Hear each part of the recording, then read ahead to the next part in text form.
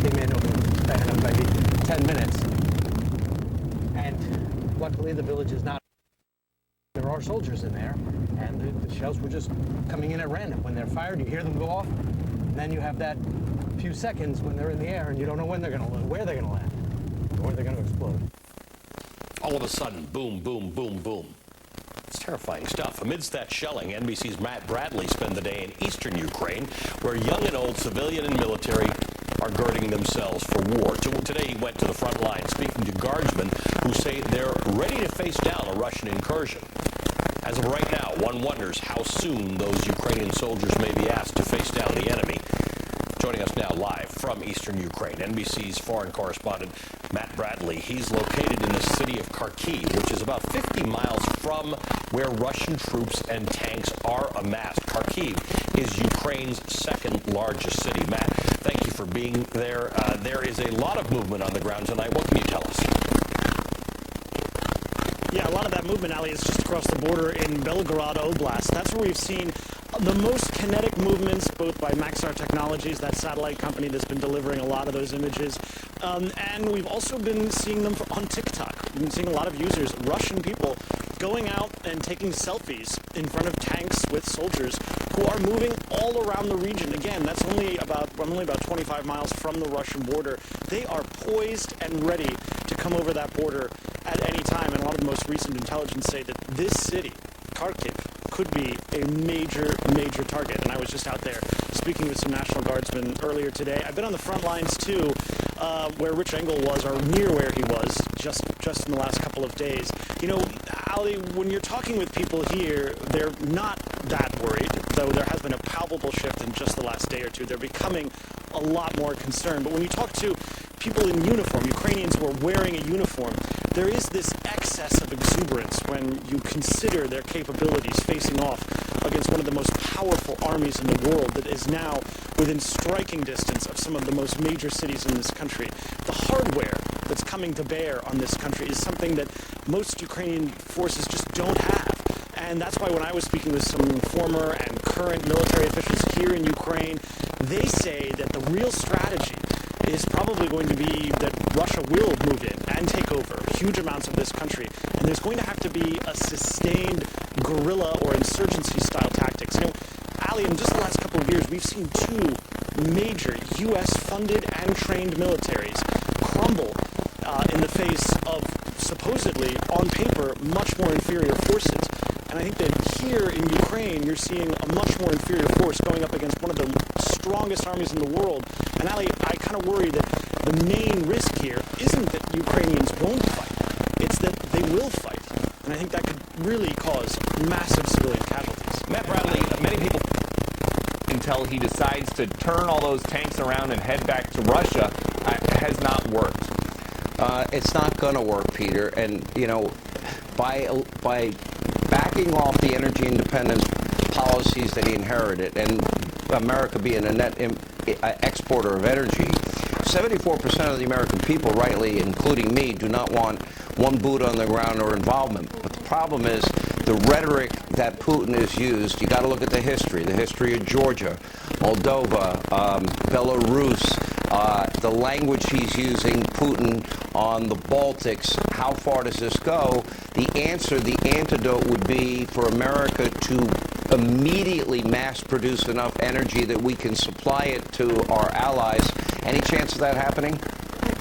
No, it doesn't sound like it. And Sean, just from a strategic standpoint, not only are they not hinting at anything like that in terms of the energy markets, but they've also told Putin everything that they're not going to do. They have said they are not going to go to war with Russia. They are not going to send U.S. troops into Ukraine. And so if you're the Russians, you're looking at what's coming out of the president's speeches and Jen Psaki's speeches, and you're seeing, well, they think that they're just going to, we do a little, and then they sanction us a little more every time. That's going to be it, and Putin can plan accordingly. As one of Putin's ambassadors said, they don't mean these sanctions don't mean Adam Schiff to them. Peter Doocy, thank you. All right, a short time ago, I sat down with former Vice President Mike Pence, and I asked him about Biden, Russia, oil, and so much more. Take a look. Mr. Vice President, great to see you. Great to see you too, Sean. Okay, so you're in my neighborhood. You're doing a fundraiser for New York gubernatorial hopeful, Lee Zeldin. Now it seems his tone may be changing. Yeah, and I have seen here that his tone does affect people, especially people in the capital, in Kyiv and in Kharkiv, which is close to one of the cities that would be one of the first to be attacked.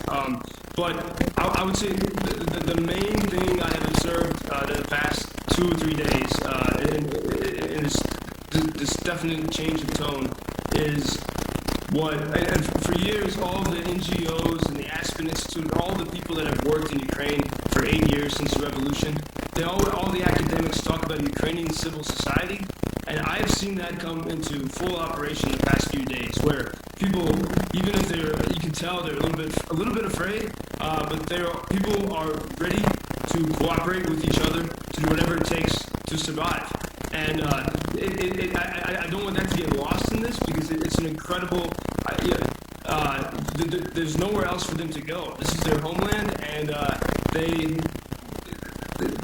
everyone is maneuvering to make sure they have weapons, to make sure they have ability to communicate if the internet is taken out. And even, for example, with my journalistic colleagues here, I have friends that work in IT companies that are making sure that we can still have satellite communications, for example, so I can still speak with you. And everyone is cooperating with even a bit of cheerfulness.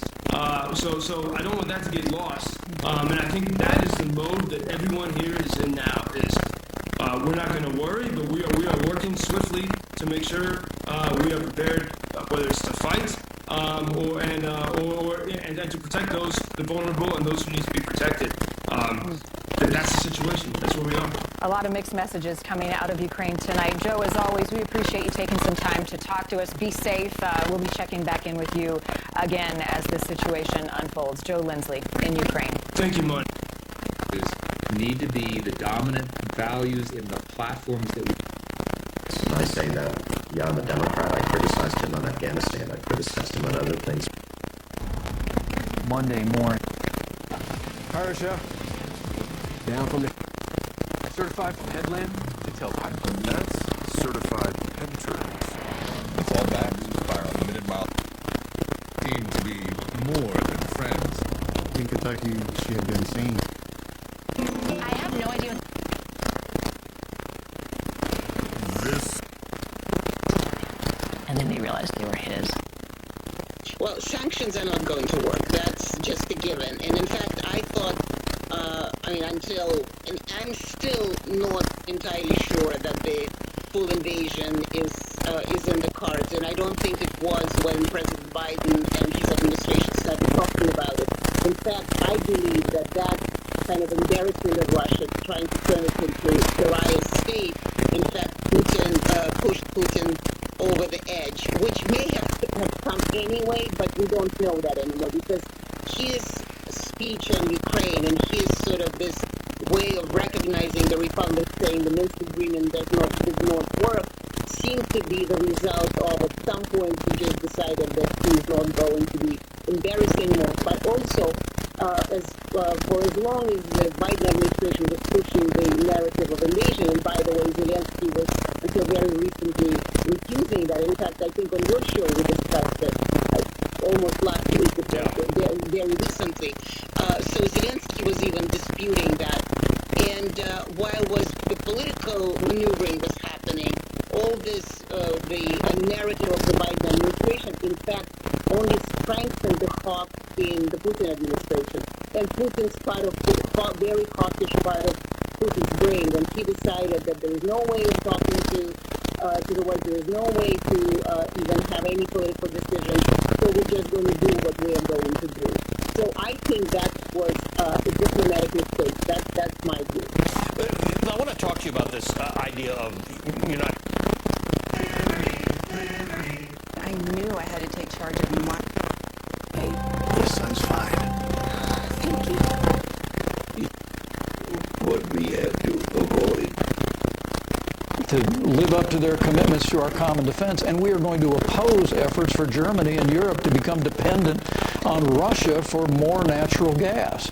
We put those sanctions into place, and one step after another, it was that communication of American strength that I think held Russia at bay.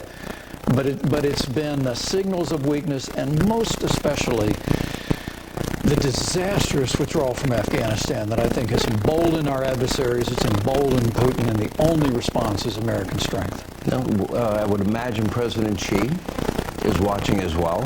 He has spoken at length about, quote, reunification, his term, with Taiwan. That's not reunification. And he's been very aggressive, taking over Taiwan airspace, flying his fighter jets over them. He's cracked down in Hong Kong, COVID-19, the Uyghur minorities. There's been no significant response. If you were to tell Joe Biden tonight what would be the position of strength at this moment with Vladimir Putin, on the verge of invading Ukraine, how does he stop it at this late hour? It seems that the ship may have sailed. Well, first, let's be clear. My view is with Russian military in the so-called separatist regions, they've already invaded Ukraine. Agreed. The way to stop them, and more importantly, to get them to withdraw, I think, is threefold. Number one, we need to continue to arm Ukraine. They're not a NATO ally. We don't have a mutual defense obligation. But we ought to be shipping more and more armaments, anti-tank missiles. Remember, under the Obama-Biden administration, they sent blankets and military meals. When our administration took office, we sent armaments to Ukraine to be able to defend themselves. We ought to be doing that. The big concern at the moment, Wolf, is the region in the east of the country of Donbass, where the rebel groups there that have recently been recognized by Russia have been claiming there's been an upsurge of shelling by Ukrainian government military forces into that area, particularly into Donetsk, one of the main rebel cities there. And they've appealed directly to Moscow for military assistance to help them defend, as they would characterize it, against that military attack by the Ukrainian military. Of course, the Ukrainians deny there's any such attack underway, and they deny they're planning to take back that region by military force. But if the Kremlin grants that assistance, it could open the floodgates to thousands of Russian troops who are gathered near the border of Ukraine right now to go into that region for that invasion that's been widely tipped by U.S. intelligence and others to take place very soon. Just very quickly, we're up on the top of the roof of the hotel in central Kiev that we're staying in, and of course the U.S. intelligence has been passed on to the Ukrainians is that there could be imminent attacks occurring in places all over the country, including here in the Ukrainian capital, Kiev. And this is the sort of panorama we've got from this view from the south to the east, all the way to the north. Of course, Russia is in that general direction there, to the sort of northeast of here. And so we're keeping a close eye on the situation. And I can tell you, Ukrainian officials that I've spoken to tonight are saying that they are also sort of bracing for the possibility of there being some kind of attack, perhaps here, perhaps elsewhere in the country, by Russia in the, possibly in the hours ahead, possibly in the days ahead. We will stay in very, very close touch with you, Matthew. Be careful over there. As you learn more, we'll, of course, get right back to you. Right now, Ukraine remains on very high alert as Russian forces continue to amass at its borders. President Zelensky now warns an invasion could be triggered at any moment. The latest satellite imagery shows new deployments northeast of Ukraine in Russia, just miles from the Ukrainian border. For the latest on what these military moves could mean, CNN military analyst, retired U.S. Army Major General Spider Marks is joining us right now. General, the satellite imagery shows that this new buildup is within only 10 miles of the Ukrainian border and less than 50 miles from the Ukrainian city of Kharkiv. What does that tell you?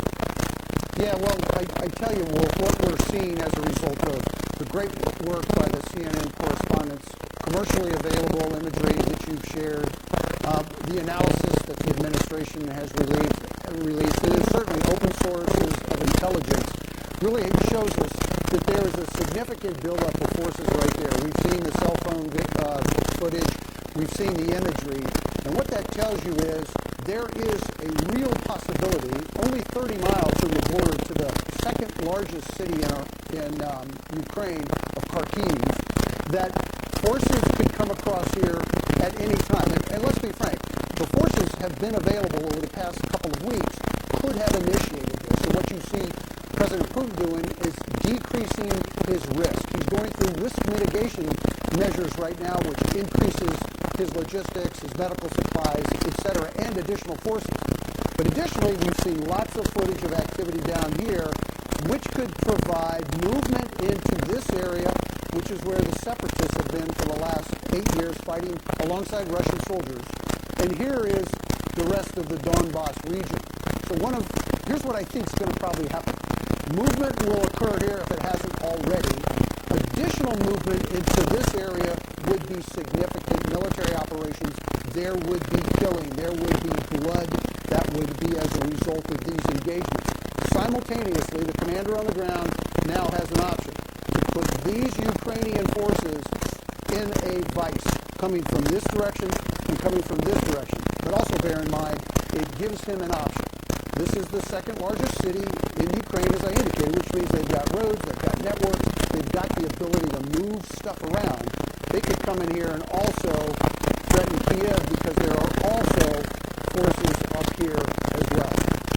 Yeah, forces all around Ukraine right now, maybe 190,000 Russian troops. General, we'll get back to you as well. Thank you very much for that explanation. Any moment now, the United Nations Security Council will begin its emergency meeting on the crisis. We're watching for that meeting to begin. Stand by.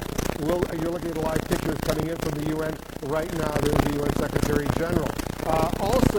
Only Vladimir Putin himself knows his next move, but we're going to bring in someone very familiar with how he operates for some fresh insight on Putin's thinking.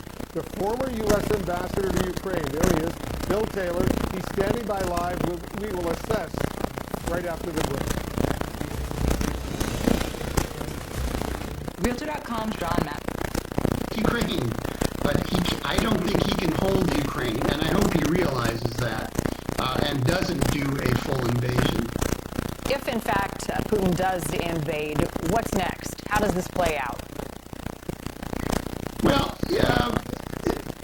if you look at his speech, where he does really, he's very open that he sees the Ukrainian government as a clear and present danger to Russian speakers in eastern Ukraine, a danger to Crimea, which he's already claimed as Russian territory.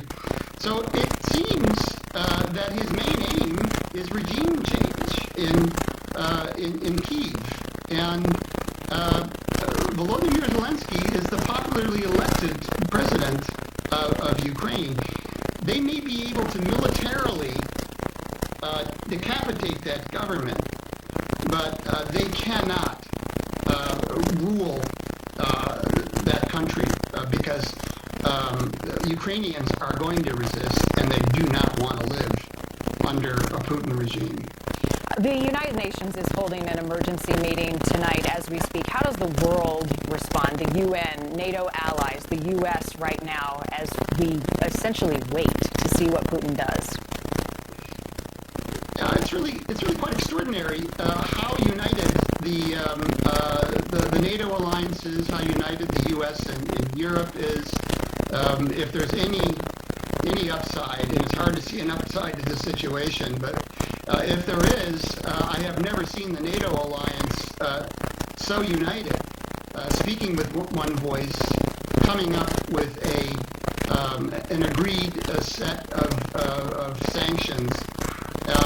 But it doesn't really seem to bother the Kremlin that they are so isolated in this standoff with Ukraine. They really only have one ally, and that's Belarus.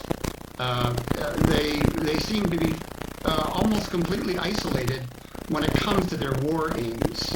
They do share some common interests, obviously, with China when it comes to trying to push back against the U.S. and the West. But as far as allies, they only have one. And no doubt China is watching. That's right. Match your down payment. He took a leave high-profile white-collar gig to be sworn in as a special assistant district attorney in the Manhattan DA's office.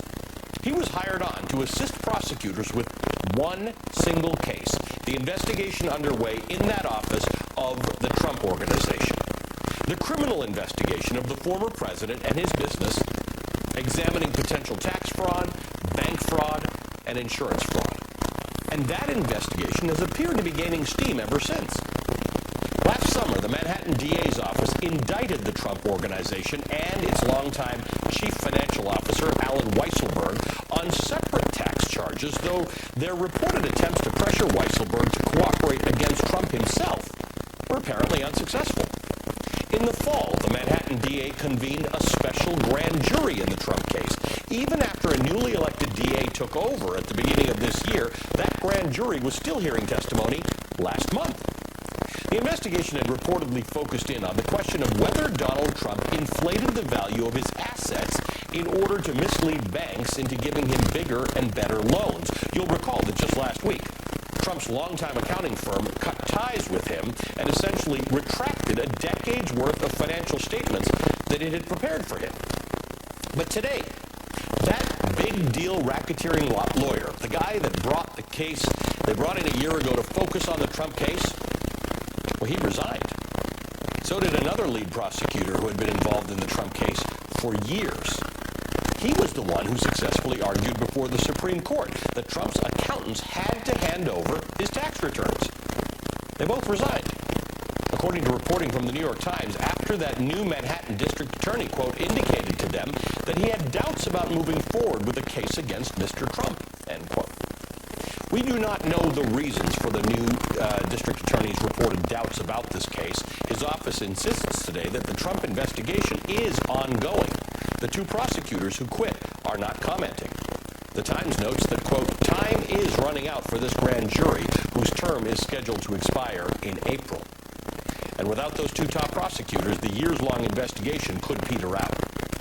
And if that's what's happening here, still a very big if at this point, but if that's what's happening here, obviously that would be very welcome news to Donald Trump. But honestly, it would only be a partial reprieve at best, because the criminal investigation in Manhattan is only one part of Trump's potential legal jeopardy in the months ahead. The New York Attorney General is pursuing a civil fraud investigation parallel to the Manhattan DA's criminal probe, and activity in that case has recently been escalating. Just last week, a judge ordered Donald Trump and two of his adult children to testify about their company's business practices. Now, New York's Attorney General can't bring criminal charges, but she could bring a potentially devastating lawsuit against the Trump Organization. Such lawsuits have already shut down Trump's fake charity and his scam university. Well, they're going to try to come behind the Ukrainian troops that are in the front line there with the East and cut them off so they can't get back to defend Kiev. So this is going to be a pretty dramatic move. I mean, these are 200,000 soldiers. It's the single biggest, military invasion that Europe has seen since the Second World War. This is not small ball. I mean, this is big, and I think by the time the sun comes up, to the extent communications are going to be able to leave that country, you're going to be able to see a lot of that with your own eyes. Well, that'll be fairly soon. They're 7 hours ahead of us here on the East Coast.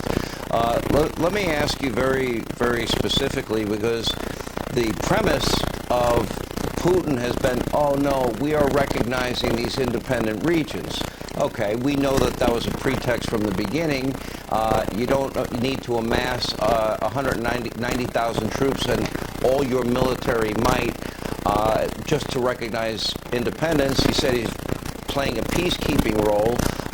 Then we have all these cyber attacks. Then we have the military in pre-positioned everywhere and totally prepared, watching them on satellite imaging, that they're ready to go. So what are their ambitions? Should we anticipate the rhetoric about the Baltics? If we look at the history of Putin, we can look at Georgia, we can look at the annexing of Crimea, we can look at what's happened here, Belarus, Moldova, etc. In every single case, he has fulfilled those territorial ambitions. Do you believe it is his goal, based on his stated belief that he doesn't think that Ukraine is even a country, that he wants the whole country and maybe more, maybe the Baltic states even next? Well, there's a couple goals here. I mean, the first, obviously, is all the historic stuff he talked about. He wants to take as much as Ukraine as he can. But second is, I think Ukraine is in possession of the third or fourth largest natural gas deposits in the world. They haven't really exploited it, but it's sitting there. They were the breadbasket of the Soviet Union. Ukraine is the fourth largest wheat producer in the world, the fifth largest corn producer, so that's a big deal for Russia there in terms of that. The argument he used for Ukraine, he could use for any of the Baltic states. In fact, those Baltic states were part of the Soviet the Russian Empire much longer than Ukraine ever was. He actually has a better argument in that regard, if that's the argument he's going to make. And the other interesting point is, he didn't say he's recognizing just those areas currently occupied by those fake, Russian proxies. Those Russian proxies argue that that their territory includes areas that the Ukrainian military is currently in possessing, and he claims to all of that, including these other areas. It goes pretty far east into the country if you look at the areas they're actually claiming. So, are you talking about you believe even Kiev? Well, I think it's the potential. Kiev is pretty symbolically important to Russia and to the arguments that Putin made, and I think he can most certainly have a pretext to get all the way to Kiev. And the problem is the Ukrainian people, I keep telling everybody, they're not asking for American soldiers. We're not sending any, but they're not asking for any. They're going to fight. These guys are tough people. They will fight. And this is going to be like eating a porcupine. It's not going to be fun for Putin. But Senator, what I don't understand is, number one, I don't understand why our NATO Western European allies, this buildup has gone on for months. They had plenty of time to help, assist, prepare for what Putin was saying back in July. He said basically the same thing he said this week, and yet nothing was done. Did people just not believe him? Yeah, and they didn't want to believe this. This is a real big important lesson here. Number one, we can't let this distract us from China. I mean, it's an important issue. We have to confront it, but China is the big long-term issue that we got to deal with as a country. But the other is, this is what happens when you depend on other countries for your energy and everything else, for your food. And we're overly dependent on China for our supply chain. But Europe, over 40% of Europe's natural gas comes from Russia. So, and that's what Putin knows. Putin knows, yeah, they'll sanction me. But hey Senator, last year Joe Biden imported 230 million barrels of oil from Russia. I'm sure you know that. I mean, that's why I think Putin is a big fan of the Green New Deal in America, because it has taken away our energy sources, the ability to expand them. It's actually made Russian oil and gas more valuable, made America more vulnerable, and Putin more powerful. That's what it's done.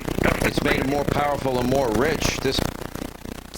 Years, but her aunt has not given up hope. Next, here on NewsNation Prime, our Missing series takes us to California for the disappearance of Ariana Fitz, and more as we continue to watch the situation in Ukraine as Russia prepares to invade. U.S. officials saying an invasion is imminent tonight.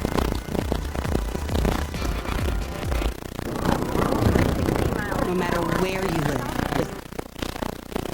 I would like to ask Ms. Rosemary DiCarlo to be able to brief you on those events. But simultaneously, the day was full of rumors and indications that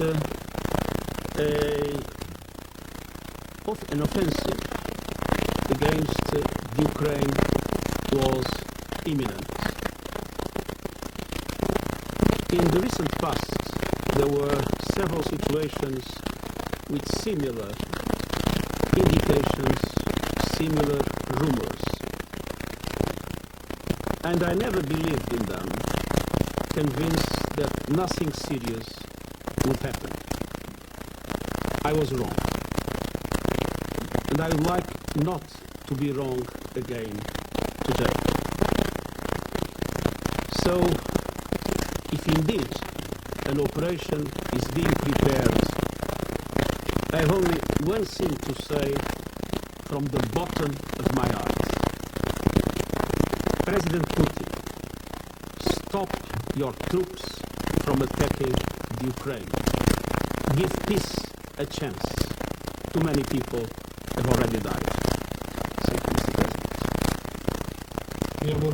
I thank the Secretary General for his introductory remarks. All right, so there you have strong, very strong words from Antonio Guterres. the United Nations Secretary General give peace a chance. Too many people have died. He says he was always pretty upbeat that this moment would not occur. He said, I was wrong. And he said to President Putin, stop your troops. Bill Taylor, you've watched a lot of UN meetings, UN Security Council meetings.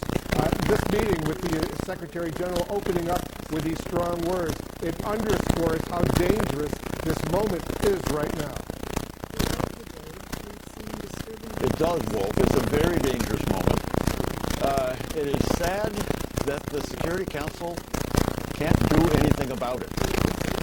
One would have hoped years ago when the Security Council, when the UN was put together, that this organization would step in somehow and stop this kind of war.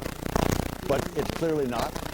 The Russian is actually in the chair right now. The Russian is in the chair of the Security Council right now. And so the UN Security Council cannot really do anything other than just bring attention to this crime that's about to be committed by one country, one big, powerful country, against its neighbor, against its sovereign neighbor. I'm anxious to hear what the U.S. ambassador to the UN, Linda Thomas-Greenfield, is going to say. She's there, and she's going to be delivering a major statement on behalf of the United States government, on behalf of President Biden. We'll be listening very carefully to her words, right? We absolutely will. The Security Council has met before. She gave a great speech. Secretary Blinken gave a great speech at the Security Council as well. They have put the Russians on notice, and yet the Russians seem oblivious. The Russians seem not to hear. The Russians seem intent on controlling Ukraine, on dominating Ukraine, on bringing Ukraine back under their control without regard to international law, without regard to the UN Charter, without regard to any of the commitments that the Russians have made to the Ukrainians and to the international community over the years. Without any regard for that, they seem to be poised to invade. All right, we're going to continue to monitor this emergency meeting of the UN Security Council. Rosemary DiCarlo, the Undersecretary General for Political and Peacebuilding Affairs at the UN, is speaking. We'll monitor what she's saying. We'll wait for the U.S. ambassador to the UN to address the Security Council. Let's take a quick break, resume our special coverage right after this.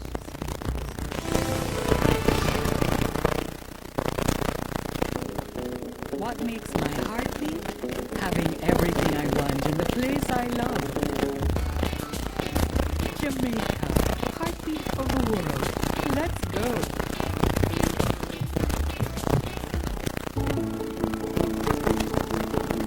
It's really been a gift having Mom live with us. But as a nurse, my training told me she needed more help than I could provide. So I connected with a place for Mom. My senior living advisor understood our unique situation. She quickly recommended communities and set up tours. A place for Mom helped us get to a decision. And now, Mom is so well cared for. Our service comes at no cost to your family. Connect with us today. One of my favorite supplements is Qunol Turmeric. Turmeric helps with healthy joints and inflammation support.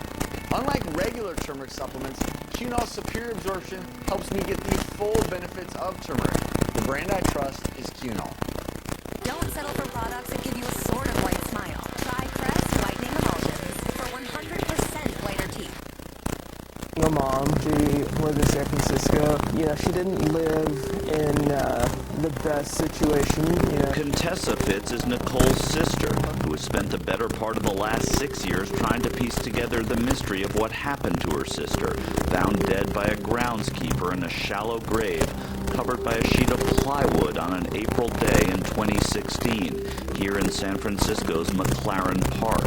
Contessa recalls with cruel clarity the moment the officer told her about her sister. He says this is the hardest thing I have to tell you. I don't even let him finish because I knew what he was going to say. And in the blur of that numbing and life-altering news, the realization that no one knew where Ariana was. With barely even any time to process, you know, what we've just been told, we have to figure out where Ariana could possibly. attacks on land, air, and sea, with those cyber attacks against Georgian government ministries, just like they're doing in Ukraine, while they're launching attacks right now in the Donbass. There certainly is the expectation, according to our Secretary of State, that Russia will seek to take the fight to Kyiv. And that fight, as we all know, will not be limited to Ukraine. It will be a tragedy for Ukraine if it happens. It will be a tragedy for Russia, as President Zelensky noted. I listened to that speech, and Jennifer is absolutely right. It's worth listening to. It's one of the more eloquent speeches I've ever heard. He rose to the occasion beautifully. But that the attacks in Ukraine will be felt in the region and potentially here in the homeland if the cyber attacks, as we saw with NotPetya, the effects of the NotPetya attack caused billions of dollars worth of damage economically. Dan, is this consistent? The jamming of communications and the cyber attacks, is that consistent with Russia's MO in the beginning of an invasion such as we've been expecting? Anthony Blinken saying just 2 hours ago, within the next hour or two, this is happening? Yes, it's exactly what we saw in Georgia.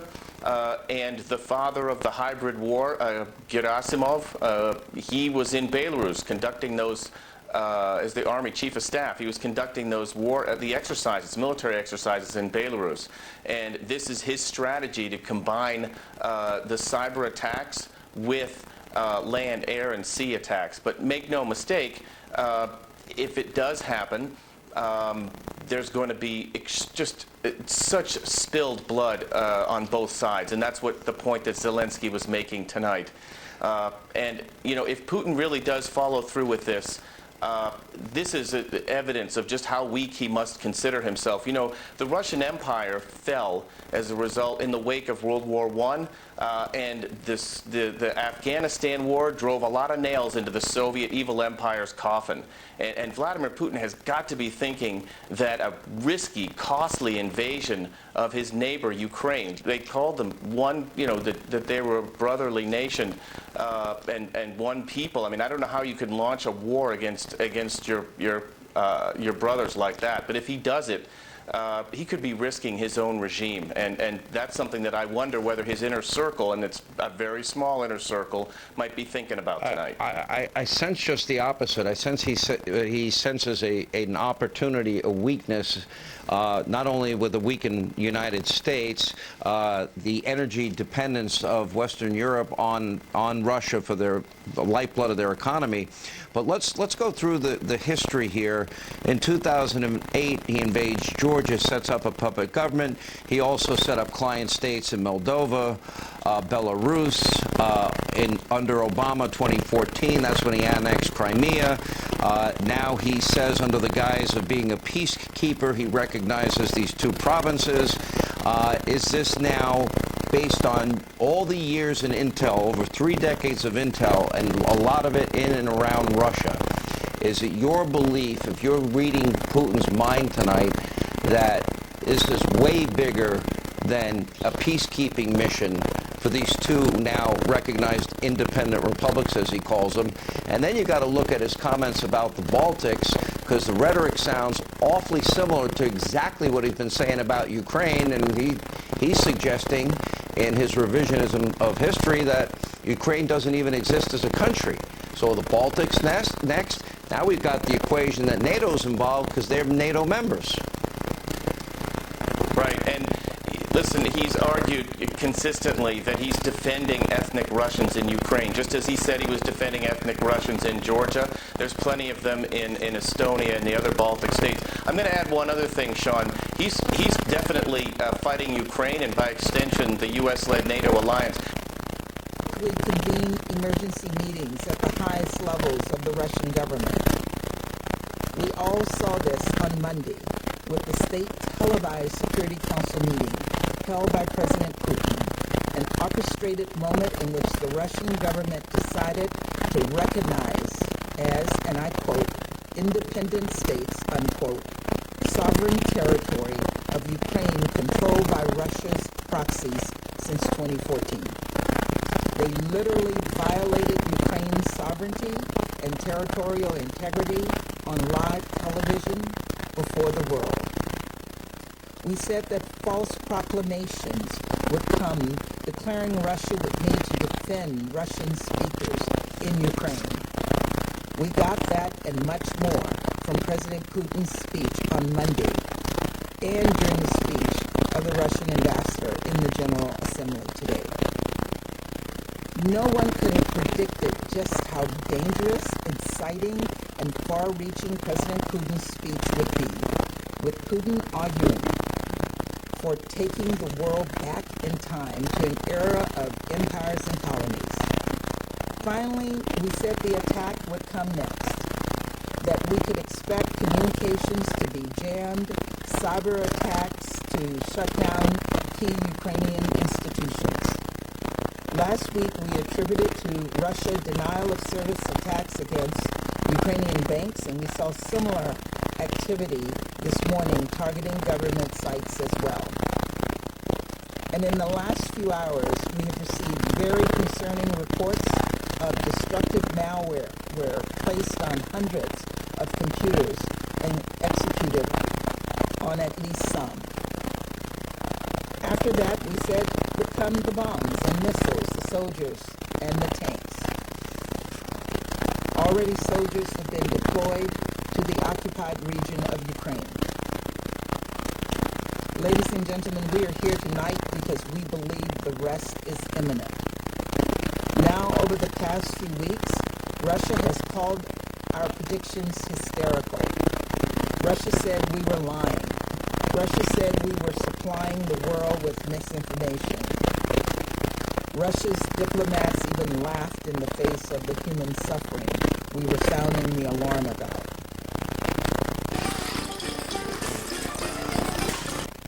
This hashtag challenge. Okay, vamos. Not culpable here. There's no middle ground. Calling for both sides to de-escalate only gives Russia a pass. Russia is the aggressor here. Russia's attack on Ukraine is tantamount to an attack on the UN and every member state in the chamber tonight. The Security Council is charged with adjudicating threats to peace and security. Russia is bypassing it entirely and taking matters into its own hands. And that undermines the institution. It undermines everyone who participates in it. The United States, Ukraine, its allies, and partners across Europe, UN officials, every other member of the Security Council, we have all repeatedly implored Russia to engage at the diplomatic table. Those calls were not heard. Instead, tonight, Russia has brought its people, the Ukrainian people, and the world to the brink of a conflict that will produce an untold amount of human suffering. I said it in the General Assembly this morning, and I'll say it again tonight. Everyday Russians should be asking themselves right now how many Russian lives Putin will sacrifice for his cynical ambitions. Responsible members of this Security Council will stand together, and we will stand with Ukraine. And we will do so despite a reckless, irresponsible, permanent member of the Security Council abusing its powers to attack its neighbor and subvert the UN and our international system. This morning in the General Assembly, we saw dozens of leaders from across the globe stand up to defend the UN Charter and Ukraine against Russia's brazen attacks. We were proud to stand with them. Today I had the opportunity to meet with Ukrainian Foreign Minister KELO. And many of you were in the General Assembly Hall this morning when Foreign Minister KELO received enthusiastic and overwhelming applause after his remarks. Since he could not be here this evening, I would like to conclude by echoing his words.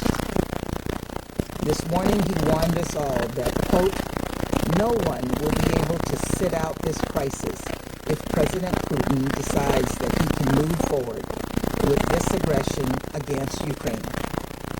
Your governments and your people will face painful consequences together with our government and our people, unquote. He is right. History tells us that. And we must confront this threat head on in this council, in the UN, and in our capitals. The people of Ukraine are counting on us. Let's not let them down. Thank you, Mr. President. I thank the representative of the United States for her statement, and I now give... And we were supplying the world with misinformation. Russia's diplomats even laughed in the face of the human suffering. We were sounding the alarm. Preceded the meetings of President Obama, where they politely urged NATO nations to increase their spending. 24 years of good manners that got no results. Along comes the bull in the china shop. Are counting on us. Let's not let them down. Thank you, Mr. President. I thank the representative of the United States for her statement, and I now give the floor to the representative of the United Kingdom. The people of Ukraine are counting on us tonight. Let us not let them down. Linda Thomas-Greenfield, the U.S. ambassador to the UN, speaking in an emergency meeting to the United Nations and to the world tonight on the brink of a potential war as Russia prepares to invade Ukraine. Former Lieutenant General Richard Newton has been listening to the speech at the UN and joins us now live once again.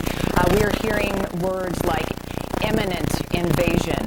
The Russian troops are in a forward position. They are waiting for Vladimir Putin to give them the order to invade Ukraine. We're hearing that blood could be shed on both sides. How extensive might the casualties be if this does in fact happen in the next few hours? It'll be extensive. It'll be what I referred to earlier as a bloody mess, unfortunately. Very forceful words, by the way, from our UN ambassador. And I have sources here also saying that in an address Wednesday evening, Russian President Vladimir Putin said he has decided to greenlight military operations in Ukraine.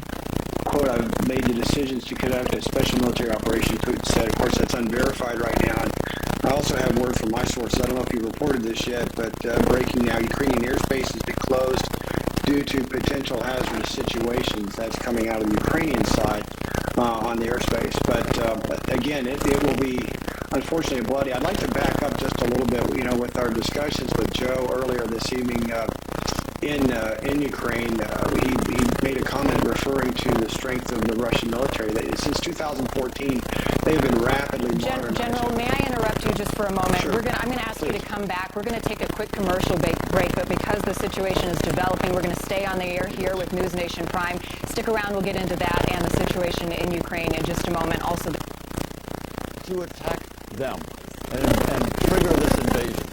President Putin has nothing to tell the world about why he is invading Ukraine. He has nothing to tell. And so that's what Linda Thomas-Greenfield was saying when she was talking eloquently there at the Security Council. If it happens, Fareed, let's say there is a full-scale invasion of Ukraine right now by Russia, then what happens? Walk us through what you envisage. Everybody seems to think there would be an enormous number of casualties, civilians and military, plus potentially millions of refugees.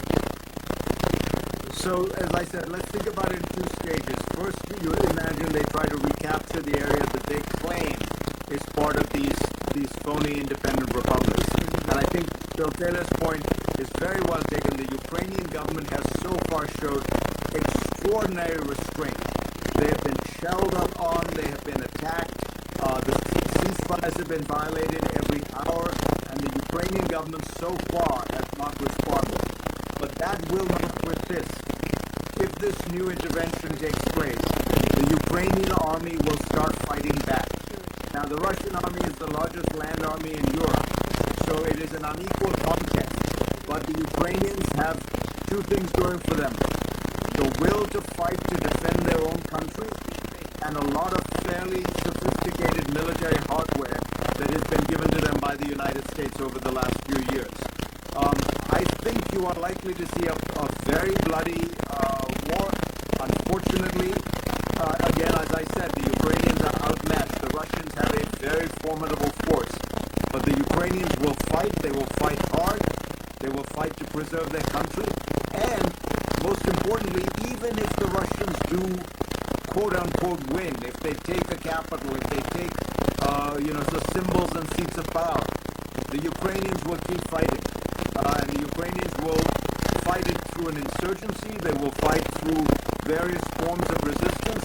I think that President Putin will be surprised to see that this is not going to be an easy one, even if technically he is able to achieve some military objectives.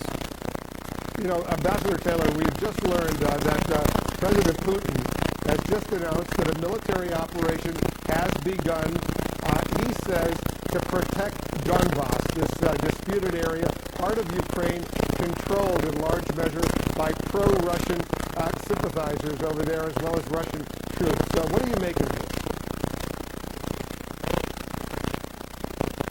Well, President Putin has a fine opening gambit. He is going to be able to push hard.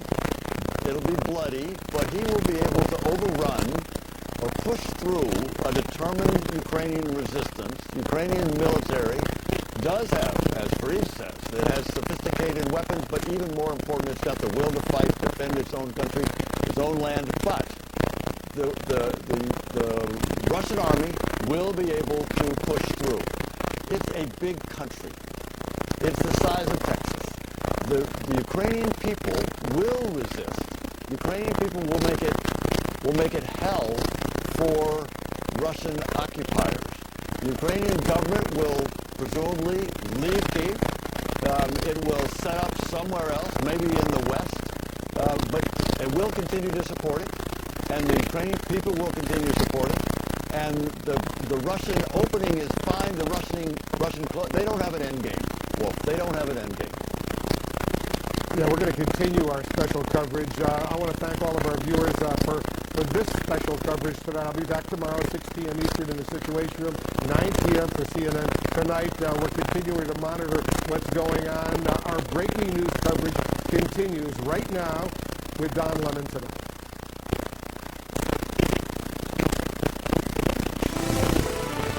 This is Don Lemon tonight. Thank you for joining us. Here's our breaking news. Vladimir Putin announcing a special military operation claiming to protect Donbass. The UN calling an emergency meeting of the Security Council that's going on right now. The U.S. Ambassador at the United Nations, Linda Thomas-Greenfield, saying this just a moment ago. The table?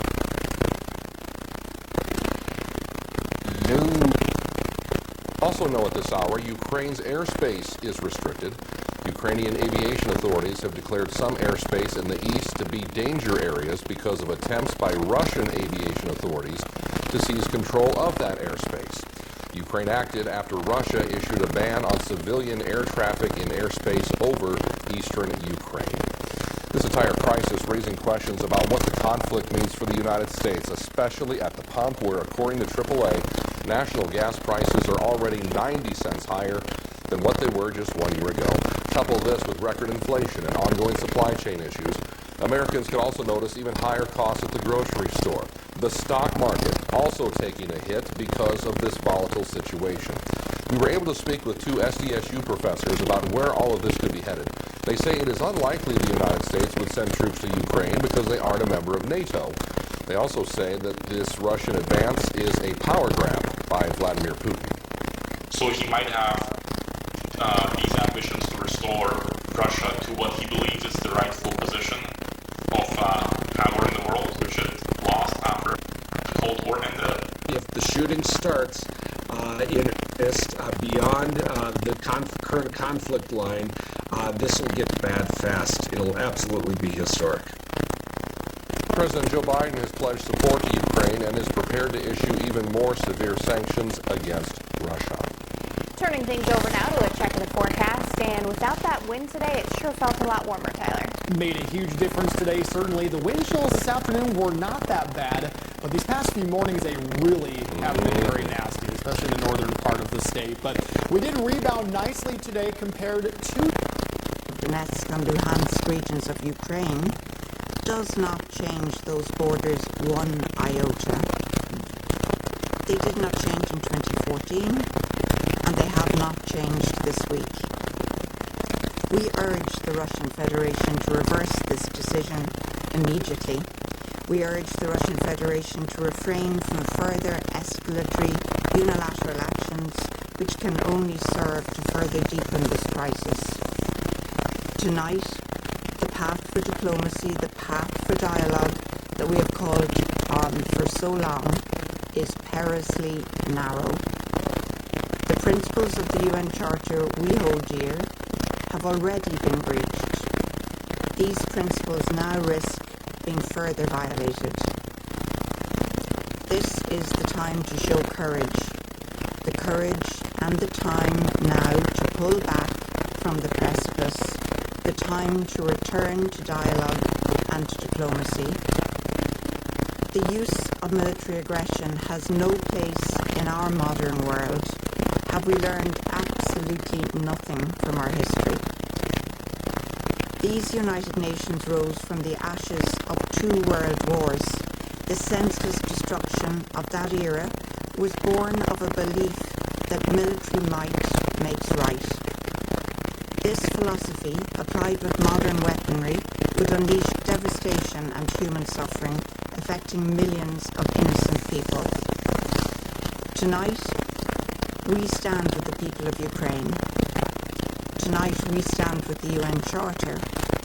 We stand with those who, even in this dark hour, still have the courage and hope to bring us back from this precipice. A resort to military conquest for one state to impose its will unilaterally against another, to annex part of its territory, has absolutely no place in the 21st century.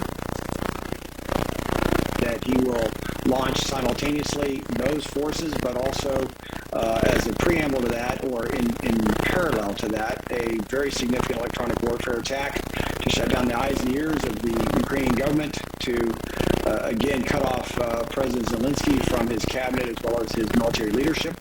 And then he'll also conduct a cyber attack to go after those same eyes and ears, but in a more deliberate and a more deepening way, to really cut off the capability for Ukrainian leadership to effectively command and control its forces in the field.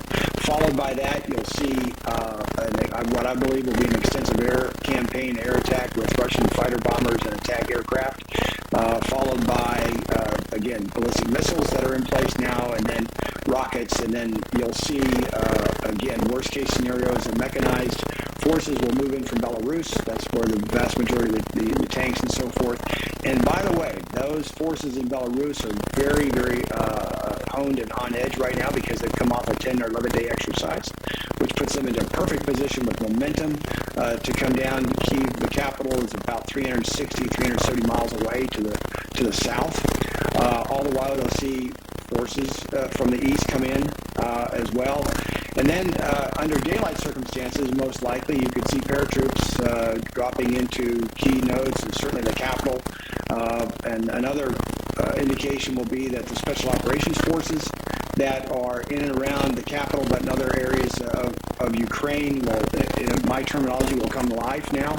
They've been there under covert conditions, but they will come live, and those special operations forces are highly capable, highly trained. Those will be the forces that will be responsible for, again, taking certain key citizens within Ukraine, within the government, but also in the civilian sector, and they're on the kill list and or on the, again, the concentration camp list. It's a very bad picture that I'm painting here, but unfortunately hope is not a strategy here. What is a strategy is what Putin has demonstrated and has assembled is a mighty force to do just that. I want to go back for just a second, though. Ambassador Kelly earlier in the show made a very good point, and that is it's one thing to invade Ukraine, it's another thing to hold the ground, because Ukrainian people are among the hardiest people in the world. And so, again, you can't get in the mind of Putin and try to understand what he's thinking. But should the invasion take place, and I believe it is, that's one thing. But in order to, again, maintain the hearts and minds of Ukrainian citizens, I don't see that happening. So it's a very difficult situation on all fronts. But again, for tonight, Putin holds all the cards. Well, and you paint a very grim picture, but one that is the reality at this hour in the early morning hours in Ukraine, given the fact that you have to hope and believe that Ukraine was prepared for all scenarios. How do they respond to this? In fact, if communications are down at this point, what is the strategy to defend itself? Well, it'll be very difficult. I mentioned earlier in the show, Ukrainian military forces are at about 170,000. I stand corrected on that. I went back and looked at some other data. It's about 200 or 215,000 in terms of their military. But again, they are not a match for the Russian army. Again, with tailwind at its back, with momentum through these exercises, but also having positioned the 190,000 forces now, and as I mentioned in those administrative assembly areas farther away from the border, but then closer now in the tactical positions, and now in the attack positions, literally on the border. So the momentum is on the favor of the Russians. However, there's absolutely true grit and determination of the Ukrainian military and their people, but they're just not a match for the Russian army at this point. And then if you 190,000 troops, how big of a challenge to Biden and his team is this? Well, look, Putin went into Georgia, took over 25% of that country, almost no consequences. He went into Crimea. Barack Obama and Joe Biden said they were going to put sanctions on him. Well, evidently, those sanctions were not enough to deter him from doing it again. And when the president went before the world and the American people and said, oh, I'm going to use the mother of all sanctions against Russia, that didn't slow them down at all. So this is one of the biggest challenges, because we now turned off our energy spigot. We can't supply Germany and our other NATO partners with the type of energy products like liquid natural gas that we used to be able to do. And all right, that, Jason, again, stay with us. Dependence on Russia.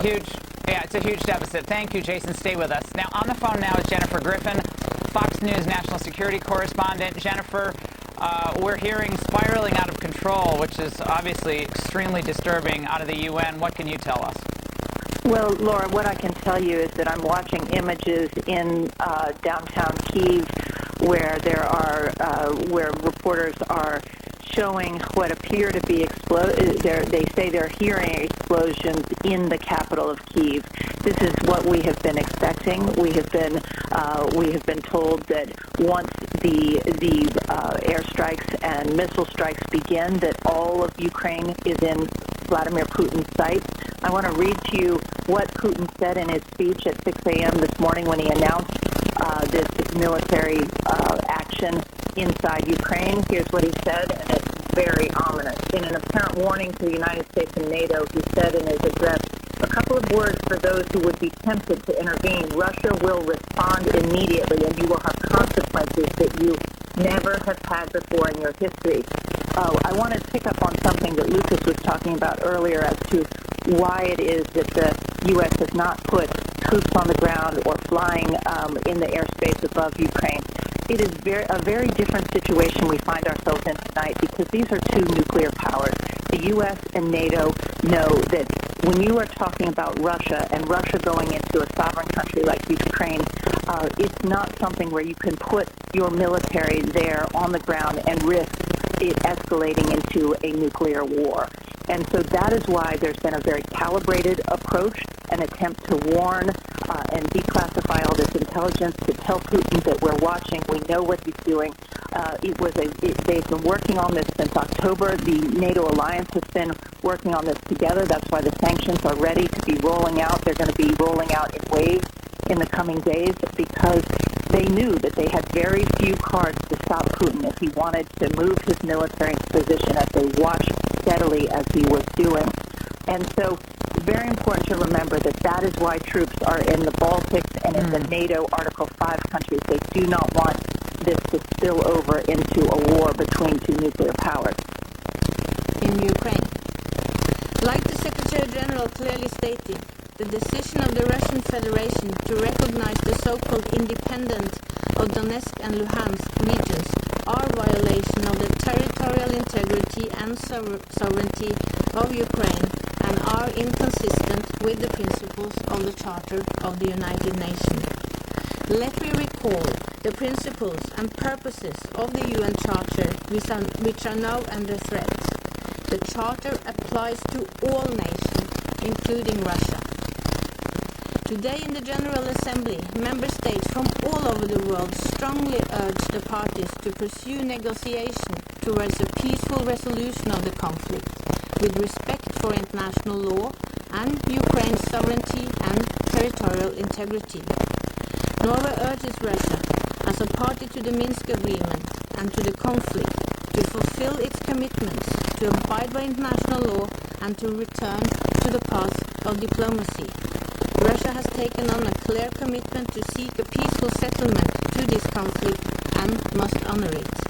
We commend Ukraine's posture of restraint in the face of continued provocation and destabilization efforts. President, let me conclude by again reiterating Norway's unwavering support for Ukraine's sovereignty and territorial integrity within its international recognized borders. Thank you. I thank the representative of Norway for her statement, and I now give the floor to the representative of China. Thank you, Mr. President. Mr. President, the situation in Ukraine is at a critical juncture. China has been paying close attention to the situation. In the current context, all parties concerned should exercise restraint and avoid the further escalation of tensions. We believe that the door to a peaceful solution to the Ukraine issue is not fully shut, nor should it be. China has pointed out on many occasions that there is a complex historical context on the Ukraine issue, and that the current situation is the result of the interplay of many factors. China's position on safeguarding the sovereignty and territorial integrity of all states has been consistent. The purposes and principles of the UN Charter should be jointly upheld. We hope that all parties concerned will stay cool-headed and rational and commit themselves to enhance dialogue and consultation to resolve relevant issues properly through negotiations and address each other's legitimate security concerns in line with the principles of the UN Charter.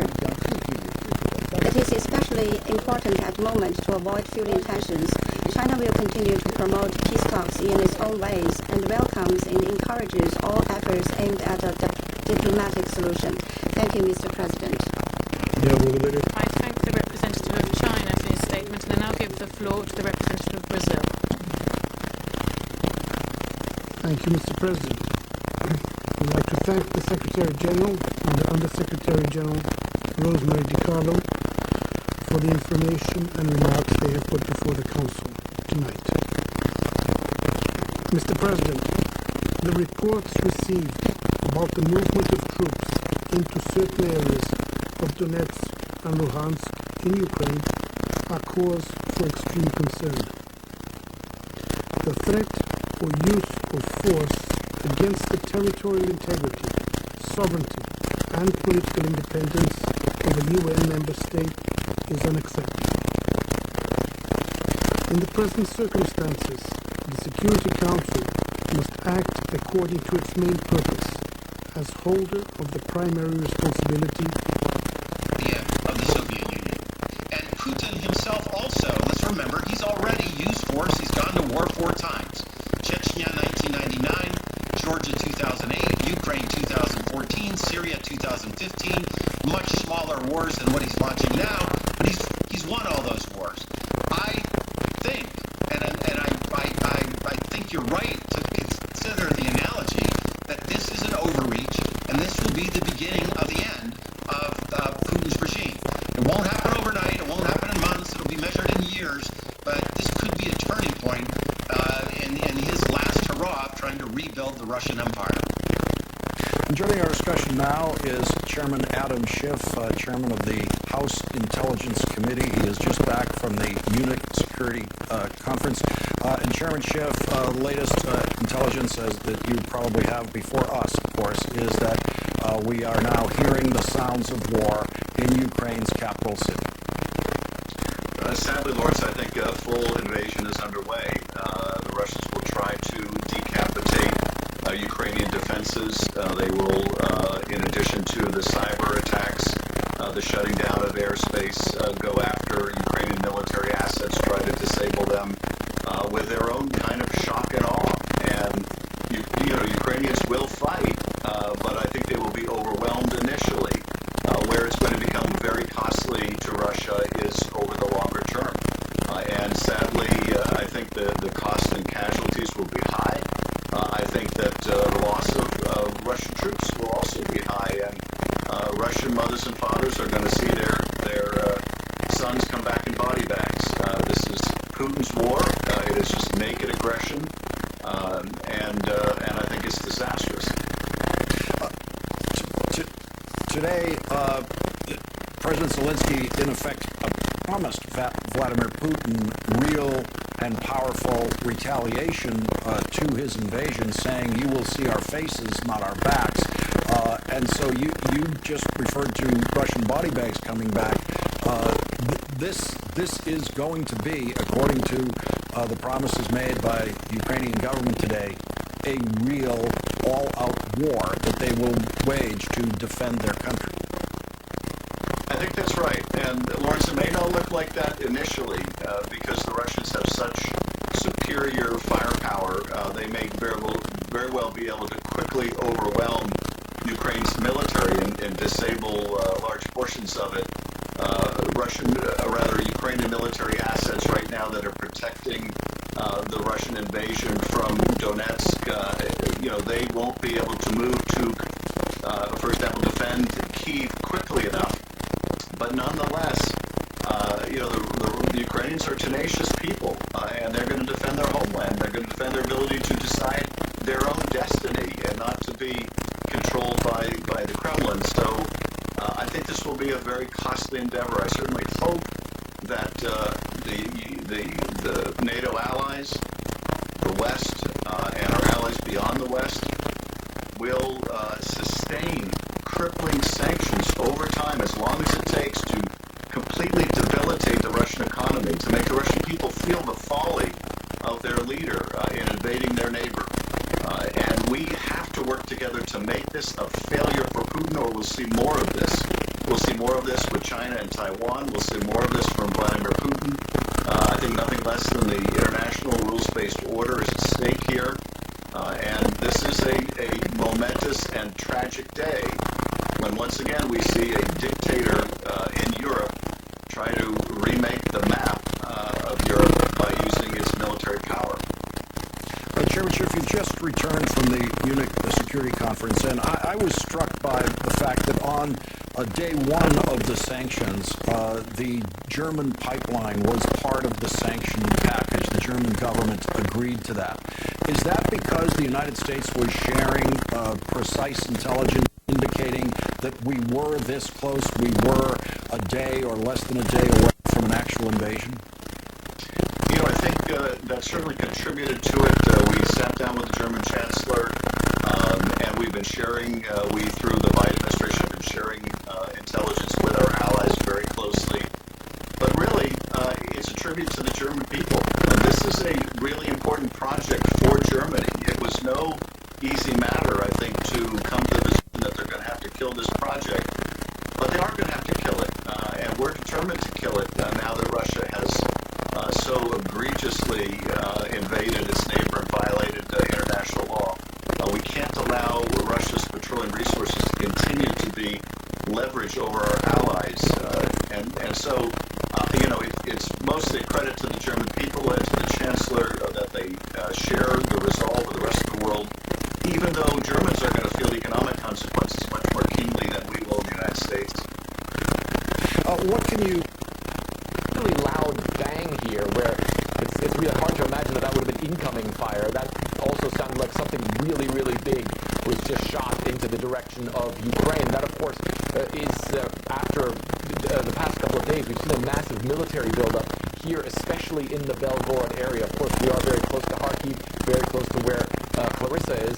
And as we've been coming in here, we've also been seeing that military activity by the Russians. We drove in here, and all the military trucks that are driving around there, They all have their license plates turned around, seemingly trying to mask their movements, maybe also trying to mask people trying to see what units those trucks were with. So there has been a big military buildup, but we can still sort of hear in the distance that steady stream of what sounds like artillery at work, what sounds like cannons being fired here.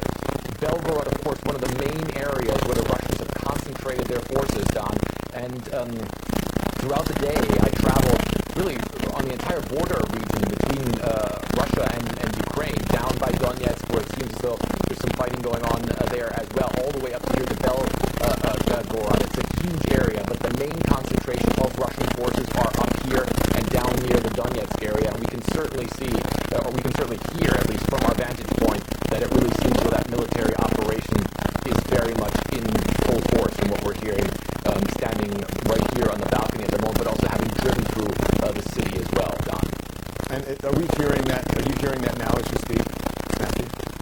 Excuse me, Frederick. Yeah, now we're hearing it. Now it's got a little more, there's still a little, it's a little more in the distance now. What I think they've done is they probably have different sort of positions here, where you'll have some artillery positions that might be a little further away from where we are, but they must also have some that are pretty close. We have heard some of the bangs that have been pretty loud. It's a steady stream. You can probably barely hear it over the microphone right now, but there have been certainly some bangs that really have shaken the neighborhood. There's still some people who are walking around down here who all of them stopped and saw that something big had just either been fired off or impacted. But from our vantage point here, it certainly seems as though this is where a lot of the outgoing fire that is possibly hitting the Kharkiv area is probably originating from right here, Don.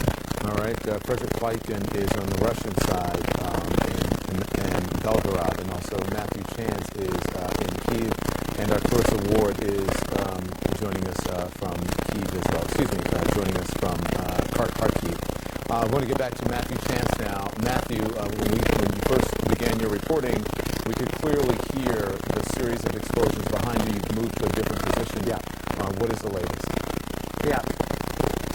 Well, I mean, I simply moved to this different position, Don, because it gives us a much broader panorama of this city. It's dark, of course. It is, nearly 25 past 5 in the morning here. Sunrise is about an hour from now. But we are hearing these rumbles, these blasts, coming from this general direction. This general direction is to the east. I've been told by sort of our security advisors here that that's the direction of the airport, right over there. That's where the main international airport is for Kiev, the Ukrainian capital, and that's where we heard the most recent explosion take place. Now, whether the airport was targeted or not, we haven't got that kind of information yet, but there are surface-to-air missile sites around that airport as well to provide, again, one of the defensive perimeter things that are put around the Ukrainian capital to provide some defence. So it's possible they could have been targeted. At this point you get into speculation about what could be the purpose of attacking, the Ukrainian main airport in the Ukrainian capital. I mean, is it because they want to, secure it with ground forces and put in, airborne troops in there? That's one possibility. But then that would imply that there's going to be a much broader sort of attack or invasion of Kiev and of Ukraine than was implied by Vladimir Putin. But if this is just the beginning, of course, if we can just remind our viewers, if this is going to continue, this is just the beginning. So I would imagine that you will be witnessing a lot more of what you witnessed earlier. Matthew, stand by, be safe. We're going to get back to you. I want to get now to the White House. So Caitlin Collins has some breaking news now. The president is responding. What do you have? Well, Don, this is what the White House had feared, and we do just have the first statement from President Biden on this tonight. It's important, so I'm going to read it to you in full. President Biden says the prayers of the entire world are with the people of Ukraine tonight as they suffer an unprovoked and unjustified attack by Russian military forces. President Putin has chosen a premeditated war that will bring a catastrophic loss of life and human suffering. He says Russia alone is responsible for the death and destruction this attack will bring, and the United States and its allies and partners will respond in a united and decisive way. The world will hold Russia accountable. Donnie adds, I will be monitoring the situation from the White House this evening and will continue to get regular updates from my national security team. He says tomorrow I will meet with my G7 counterparts in the morning. That's going to be virtual. And And President Biden adds, then speak to the American people to announce the further consequences the United States and our allies and partners will impose on Russia for this needless act of aggression against Ukraine and global peace and security. He says we will also coordinate with our NATO allies to ensure a strong, united response that deters any aggression against the alliance. And Don, most importantly, says tonight, Jill and I are praying for the brave and proud people of Ukraine.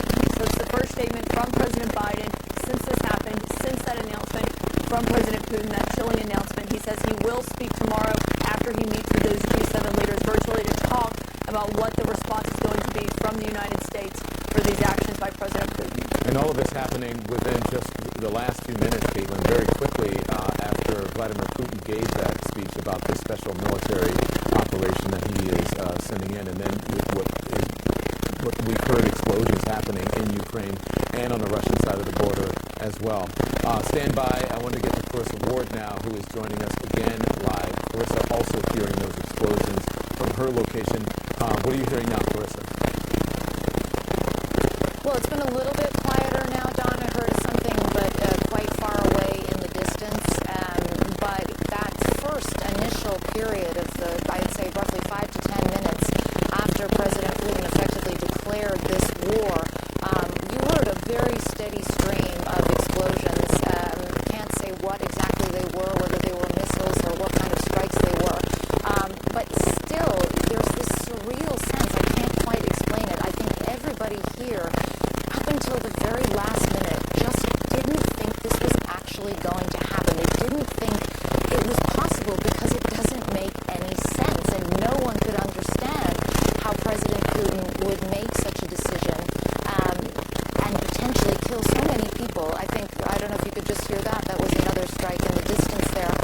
But now it's very clear that Ukrainians are waking up in a different country to the one that they went to sleep in. And I think they'll be waking up with a real sense of alarm because part of the government strategy here, really, John, has been to try to keep people calm, to try to avert a state of panic.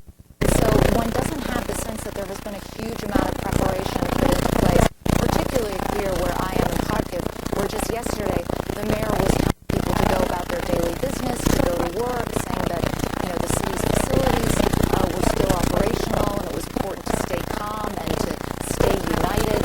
And so I'm sure a lot of people will have questions waking up this morning as to what they should do next. Where should they go? Should they leave the city? President Putin has said that he does not intend to occupy Ukraine, but still we have so little sense of what the scale and scope of this operation is going to be, what the targets are going to be, what the timeline is going to be, and what this means for the more than 40 million ordinary Ukrainians who have absolutely no reason at all to be seeking any kind of conflict with Russia, and who, as I said, Don, just never really believed, I don't think until this moment, that it could actually happen. And we're just starting to see in the distance the beginnings of dawn here. The sun will be coming up in the next hour, but it remains unclear what happens next, what happens now. Is there any further possibility of de-escalation? Can this be stopped? So many questions and so few answers, and still we haven't yet heard anything recent from Ukraine's leadership in response to this dramatic and devastating escalation, Don. Yeah, you're right. That's who we haven't heard from. We've heard from Russia. We've heard from the White House. And now we need to hear from Ukraine. I want to get to Matthew Chance. Thank you, Clarissa. We'll get back to you. Be safe. I want to get to Matthew Chance now. Matthew, what's happening where you are? Yeah, well, I mean, there's been about three... Sorry, what was that, Sarah? There's been about 3 explosions since we last talked. Again, in distant areas from where we are in central Kiev, but still sort of relatively close by. It's not clear the direction in which they're being targeted or these explosions are taking place. But you can see, as Laura was saying, I mean, this is an absolute shock. I mean, even right up until the last moment, Vladimir Putin, it was assumed or was hoped, would not pull the trigger on this. There was even a last-ditch appeal by President Zelensky of Ukraine. He tried to call the Kremlin and speak to Vladimir Putin, but that, he said, was met with silence. He put out a social media post, which we've been reporting on before this all started to happen. in which he spoke in Russian directly to the Russian people. He said, look, you're told that we need to be free, but we're already free. He said, we may be differences between us, but it doesn't mean that we have to be enemies. But that is a message that does not seem to have been heard in Moscow. And with Vladimir Putin making that short statement that he's launched a special operation, military operation in Donbass, he said, which is in the far east of Ukraine, and urging Ukrainian military to put down their weapons. Any bloodshed, again, he said, would be on the hands of the Ukrainian government. And that's also been coupled with these explosions taking place in the Ukrainian capital as well. It is so tense in the city tonight. It's so quiet in Kiev up until these explosions took place. A state of emergency has been imposed across the country, and in Ukraine what that means is that everybody had to go home by 11 o'clock. It means that people who were in the reserve forces for military service have been banned from leaving the country. And of course there's been more security put on the outskirts of the city, checkpoints going into the city. Indeed, it may be some of those military checkpoints, who knows, or some of the military defences outside of the city anyway, that may have been targeted with these explosions. Travel installations, transport installations, key government buildings, and all additional security around them. And obviously it is extremely disturbing to hear these explosions in the darkness, so we can't see exactly what's being hit right now, which direction the explosions are coming from. But it's deeply disturbing about what's taking place in Ukraine right now. Perhaps you can help me out with this. CNN is getting reporting. Okay. Yeah, so I just stepped away there, Don, because my producer was telling me that an advisor to the Ukrainian Interior Ministry, who we've just been speaking to, says that the invasion has begun. That was his words. And he said that what we've been hearing, these explosions, are missile strikes. He didn't give any further detail about what has been hit, about what's been targeted. But again, the advisor to the Ukrainian Interior Ministry telling CNN that the invasion has begun. Those are his words. And that those explosions that we've been witnessing here in Kiev, the Ukrainian capital, are missile strikes. So there's a development, some clarity perhaps, from the Ukrainian side, and their first reaction, as far as I'm aware, to what we are witnessing here in Kiev and what's taking place, it seems, in other parts of the country as well, tonight at the hands of Russia. And there is a delay, so pardon me for as you were getting that information in. And so thank you very much. And I was just talking to Clarissa Ward, and she said exactly, you said who we haven't heard from is Ukraine, and now we're hearing from this Interior Ministry, you said, Minister saying the invasion has begun, explosions are missile strikes that we're hearing. This is what I wanted to ask you as you were getting that new information. CNN is also getting reporting that the explosions heard by CNN in Kyiv came from the east, which is in the direction of the international airport. Talk to us about the significance of that, if that is indeed true.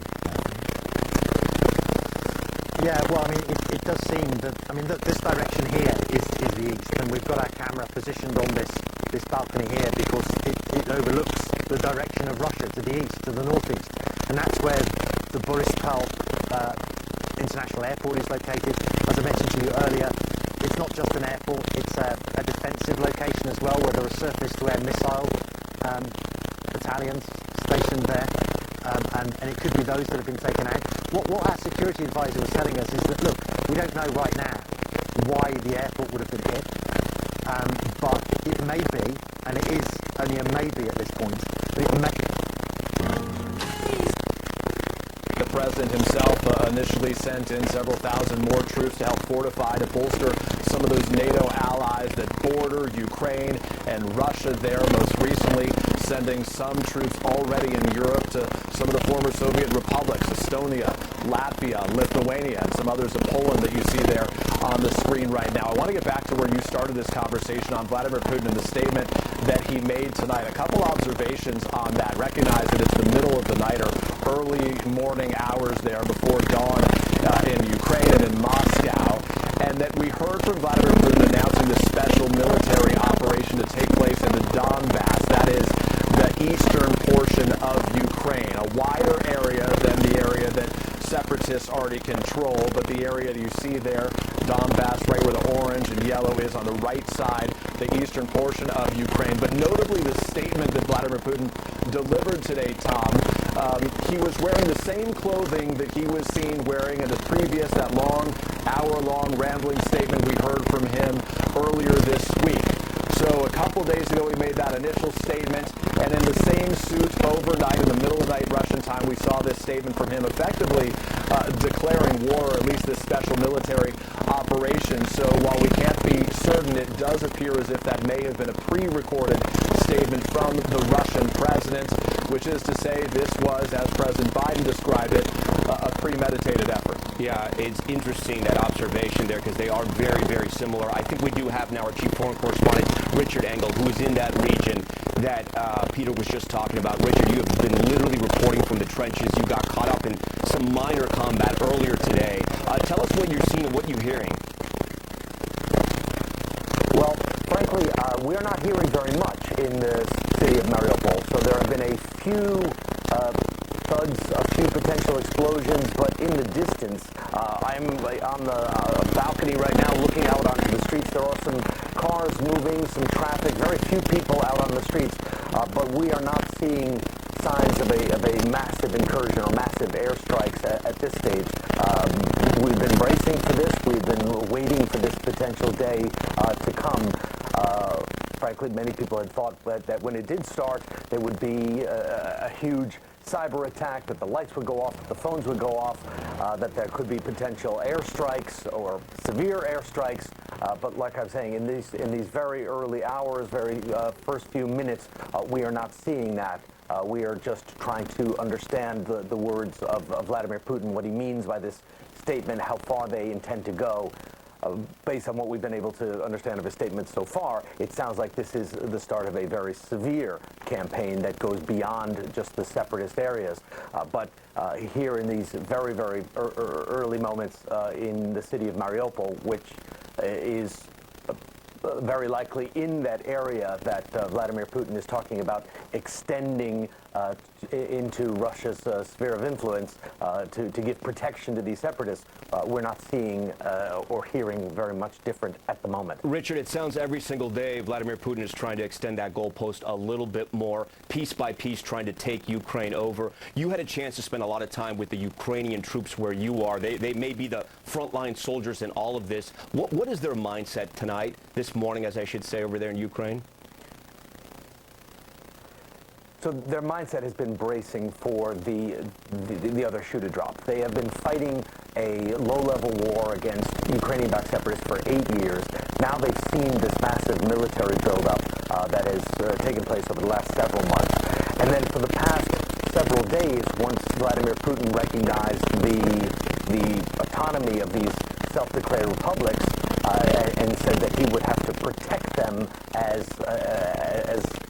the Russian nation, and that it was Putin's duty to protect the Russian people, they have been bracing for exactly this moment.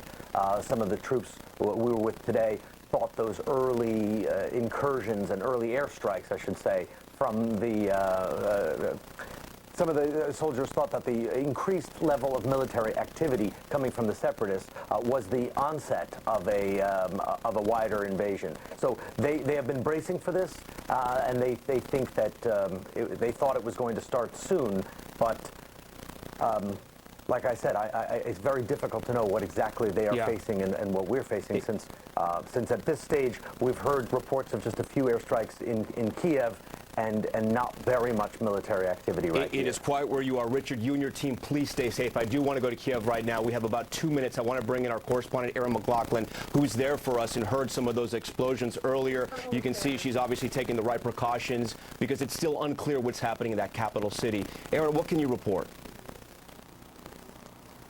Hey, Tom, well, we are getting some clarity from an advisor to the Minister of Interior Affairs on a WhatsApp chat to journalists saying that cruise and ballistic missile strikes are underway at the control centers in Kyiv. That is what he has written to journalists in a WhatsApp chat. In terms of what we are hearing, we've heard a number of explosions or booms here in Kyiv, the capital. I heard a rather large one to my left just a short while ago.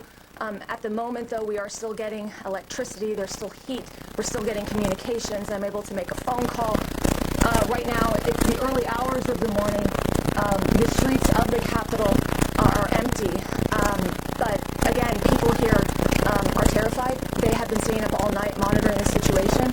And there has been an element of disbelief up until this point that the Russians would go after the capital. But given what I'm hearing and what we're seeing in terms of from this advisor to the Minister of Interior saying that cruise and ballistic missile strikes are now underway in Kyiv. Aaron, real quick, if you can you describe yes. real quick the explosions? Well, they're loud. I mean, it sounded like a boom, essentially, and there have been a number of them. Again, the most recent one, I could hear to my left, and they were so incredibly loud. In some ways, you could also feel them. At least the last one. Erin McLaughlin reporting from Kiev tonight on those explosions she is hearing and our team is hearing. That concludes our coverage for right now. We will have much more throughout the night on MSNBC, and of course, full coverage tomorrow on Today. I'm Tom Llamas, NBC News, New York.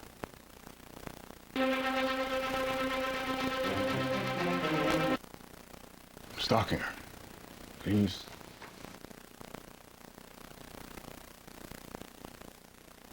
Toxins that could potentially $1 million, but it's remained empty with no work taking place.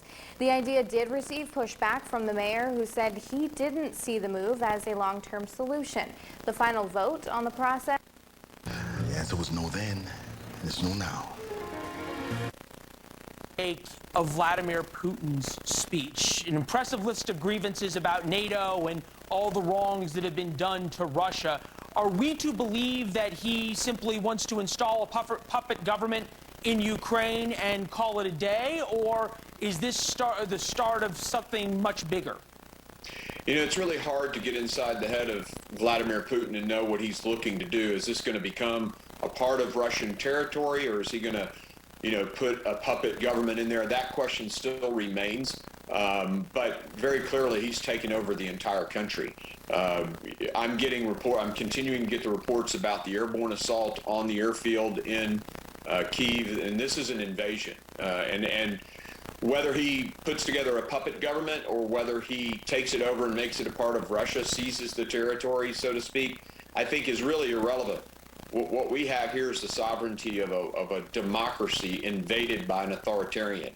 And honestly, it could have been prevented had our president just shown some backbone. I mean, he had great rhetoric at the beginning, and then he, drew lines in the sand and did nothing with them.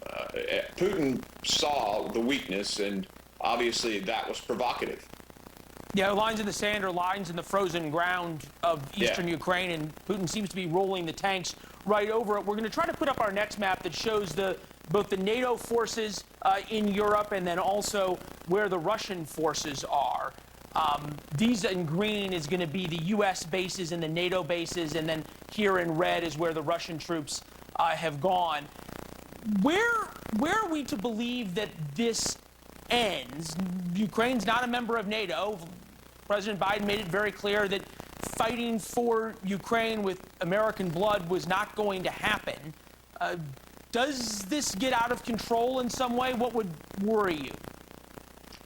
What worries me, well, there are several things. Obviously, we're going to continue to try to support the military as they resist. How does Russia interpret that? If you mentioned Putin's comments, he made some very threatening comments against the United States if we intervene on any level. And I don't know if that means cyber attacks or terrorist attacks. I mean, who knows? Our southern border has been open for a year. There may be Russian operatives right here in the United States right now prepared to do terrorist attacks. I don't know.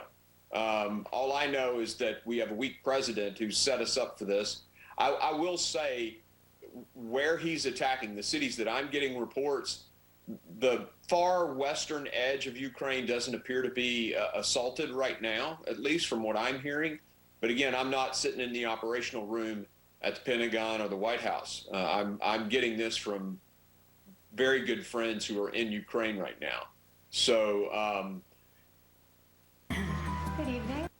I was intending to ask the Russian ambassador to confirm on the record that the Russian troops will not start firing at Ukrainians today and go ahead with the offensive. It became useless 48 minutes ago. Because about 48 minutes ago, your president declared the war on Ukraine. So now I would like to ask the ambassador of the Russian Federation to say on the record that at this very moment, your troops do not shell and bomb Ukrainian cities, that your troops do not move in the territory of Ukraine. You have a smartphone, you can call Lavrov right now. We can make a pause to let you go out and call him.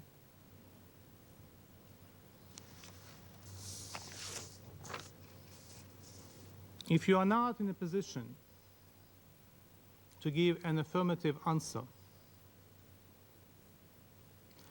the Russian Federation ought to relinquish responsibilities of the President of the Security Council, pass these responsibilities on to a legitimate member of the Security Council, a member that is respectful of the Charter, and I ask the members of the Security Council to convene an emergency meeting immediately and consider all necessary draft decisions to stop the war. Because it's too late, my dear colleagues, to speak about de-escalation. Too late. The Russian president declared the war on the record. Should I play the video of your president? Ambassador, shall I do that right now, or you can confirm it? Do not interrupt me, please. Thank you. Then don't ask me questions when you are speaking. Proceed with your statement. Anyway, you declared the war. It is the responsibility of this body to stop the war. So I call on every one of you to do everything possible to stop the war. Or should I play the video with your president declaring the war? Thank you very much. Against, I must say that I thank the representative of Ukraine for his statement, and the questions, I wasn't planning to answer them because I've already said all I know at this point. Waking up Minister Lavrov at this time is not something I plan to do. You said the information that we have will be something we provide. And this isn't called a war, this is called a special military operation in the Donbass. I now give the floor to the representative of Germany. Mr. President, we meet at the very moment of a military escalation we have not experienced in Europe for over a generation's time. The President of the Russian Federation announced a military operation on Ukrainian territory. We condemn this in the strongest possible terms. And we call upon all members of the Security Council and the United Nations to now stand up for Ukraine and against a shameless breach of international law. 2 days ago, Russia's decision to recognize the self-proclaimed so-called People's Republics of Donetsk and Luhansk was harshly rejected in this council. It had already dealt a devastating blow to the principles and the international order that the United Nations stand for. Russia has not listened, and it turns out it was not prepared to listen. It has continued its massive military buildup, and we observed and observe cyber attacks directed against Ukraine, and now Russian military is moving into Ukrainian territory. By the actions and this unprovoked military operation, Russia is violating the core principles of the UN Charter. We condemn the use of force against innocent people and the violation of the sovereignty and territorial integrity of Ukraine in the strongest possible terms. We urge Russia to terminate its military action against Ukraine immediately and withdraw its troops. Mr. President, our thoughts are with the Ukrainian people. we will be steadfast in our support for Ukraine and our support for the UN Charter. The Russian aggression will come at an unprecedented price politically, economically, and morally. Mr. President, France, Ukraine, and my country stood ready for diplomacy, for another meeting in the Normandy format, or for the summit that Ukraine had proposed. With our allies and partners, we called on Russia to seek a diplomatic way forward in vain. Now is the moment to speak up and defend the international order of the UN Charter against unilateral aggression, jointly and decisively. Tonight, we stand with Ukraine, and we are doing so unwavering and determined. Thank you, Mr. President. I thank the representative of Germany for her statement. And now I give the floor to the United States, who wish to make a further statement. Thank you. In my remarks tonight, I said that we predicted Russia's false flag attacks, the misinformation, the theatrical emergency meetings, and the cyber attacks. But one piece had not come to pass. Unfortunately, while we've been meeting in the Security Council tonight, it appears that President Putin has ordered that last step. At the exact time as we are gathered in the Council seeking peace, Putin delivered a message of war in total disdain for the responsibility of this Council. This is a grave emergency. The Council will need to act, and we will put a resolution on the table tomorrow. As President Biden said tonight, Russia alone is responsible for the death and destruction this attack will bring, and the United States and our allies and partners will respond in a China and France, and what has been our Russia policy to avoid things like this over the last 5 years? We've done nothing in terms of Russia and the United States other than indulging this extremely unhinged conspiracy theory about Russia taking over American institutions. They made it such that it was impossible to even meet with Russian diplomats or Russian officials without being accused of treason. This climate of hostility was something a lot Ukraine tonight. Very dramatic moment. It reminds you a little bit of Adlai Stevenson during the Cuban Missile Crisis. Don't wait for the translation. Adlai Stevenson said, in effect, the Ukrainian ambassador said the same thing tonight to the Russian ambassador, who then responded in English, even though he'd only been speaking Russian up until that point, and said he planned not to interrupt Sergei Lavrov's sleep, the foreign minister in Moscow. No doubt Lavrov is up tonight, just as President Putin is, as they launch this offensive, whatever it ends up being. It was a dramatic moment.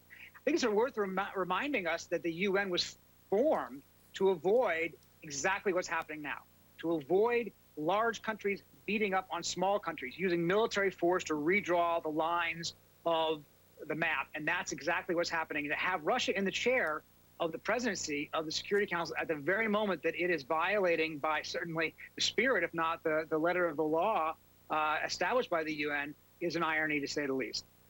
In the Russian ambassador's convoluted, to put it mildly, justification for what's going on there tonight, without him ever really saying exactly what was going on, he did say, if you do not change the geopolitical lens, you will not understand this. What kind of geopolitical lens do you have to use to understand what the Russians are saying?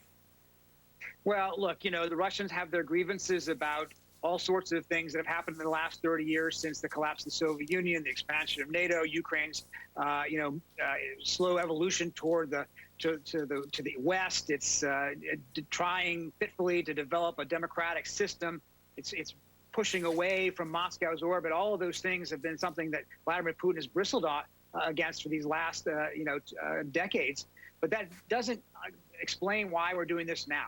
There is no particular crisis at this moment. It is a manufactured crisis. There was nothing that Ukraine was doing at this particular moment that would provoke an unjustified attack from outside its borders. There is no genocide. There is no threat to Russian security that was being, that was somehow new in the last few weeks or months. This is a completely manufactured crisis in order to justify an attack by Vladimir Putin on a neighboring country.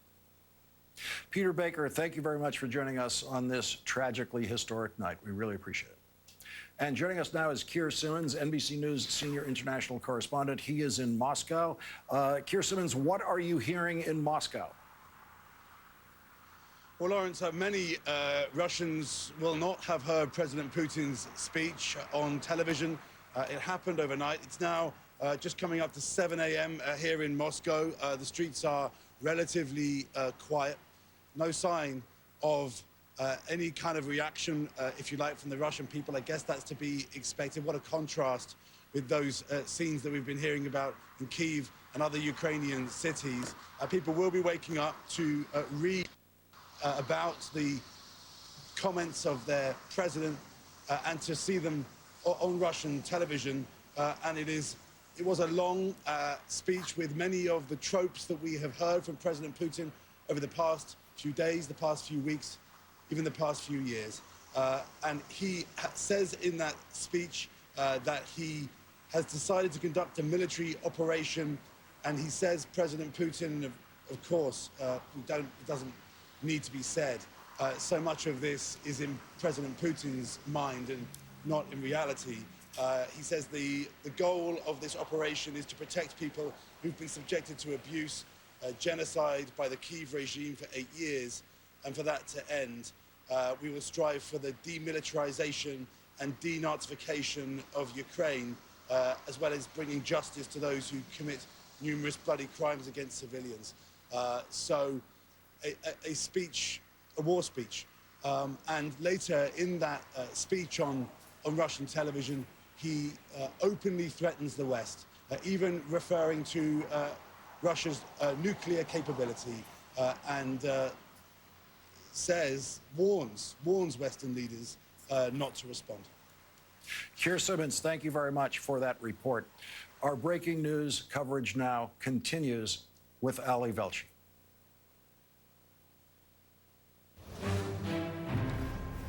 Good evening. I'm Ali Velshi with the continuing coverage of the crisis in Ukraine. Tonight, the Russian leader Vladimir Putin has announced that the Kremlin has decided to carry out a, quote, special military operation, end quote, in Ukraine. There are now reports from our teams on the ground hearing explosions even in the capital city of Kyiv, far from the disputed areas in eastern Ukraine. Joining me now is the former ambassador to Russia, Michael McFaul. Michael, you've been discussing this all night, long before we had confirmation of explosions and the idea that there are troops. You were listening to Vladimir Putin basically announcing to the world that they are starting this military incursion to protect Russians and Russian speakers inside of Ukraine, a premise that you and I have discussed many times. Yeah, well, it's such a tragic day. Before we talk and analyze Putin, I just want everybody to understand how horrible this is. This is a democratic and free country in the heart of Europe. They did nothing to deserve this. They have not provoked Vladimir Putin. This is not about this stupid NATO expansion debate that we've been having in this country for weeks now, as if that was the precipitant. This was an unprovoked war. It reminds me of September 1st, 1939, when Hitler invaded Poland. And we need to be crystal clear about that and not go back to that debate. Number two, just listening to Putin, it's just completely preposterous what he's saying. Let's be clear. There are not Nazis running Ukraine today. President Zelensky gave a very brave speech hours before Putin's speech and his decision to invade. And he called out, he was speaking to Russian people. He's from the eastern part of Ukraine. His first language is Russian. I just hosted him here several months. Severe allergic reactions to its ingredients or to a previous. Vladimir Putin announced what he called we're in. explosions in multiple cities across Ukraine, including Kyiv. Take a look. Ukrainians who resist. Oh, I tell you what, I just heard a big bang right here behind me. I thought we shouldn't have done the live shot here. There are big explosions taking place in Kiev. CNN's teams are covering every single angle of this breaking news for you. There you just saw Matthew Chance. He is in Kyiv. Clarissa Ward is in Kharkiv. Caitlin Collins joins us from the White House. Our Jill Doherty is in Moscow.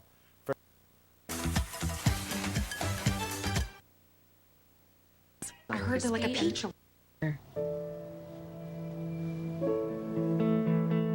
So,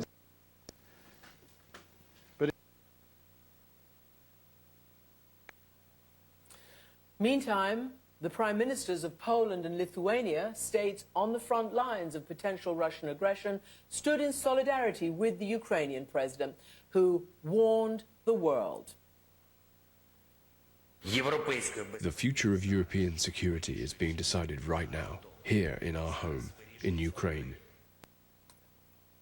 Estonia is another frontline state, of course. Its prime minister, Kaja Kallas, is urging NATO to beef up its defenses in Eastern Europe, and she's joining me now from Tallinn, the capital. Welcome to the program, Prime Minister. Let me get ask you first about this alarming new intelligence that the United States has publicly revealed to you all, that they believe a full-scale invasion is imminent. What can you tell us about that?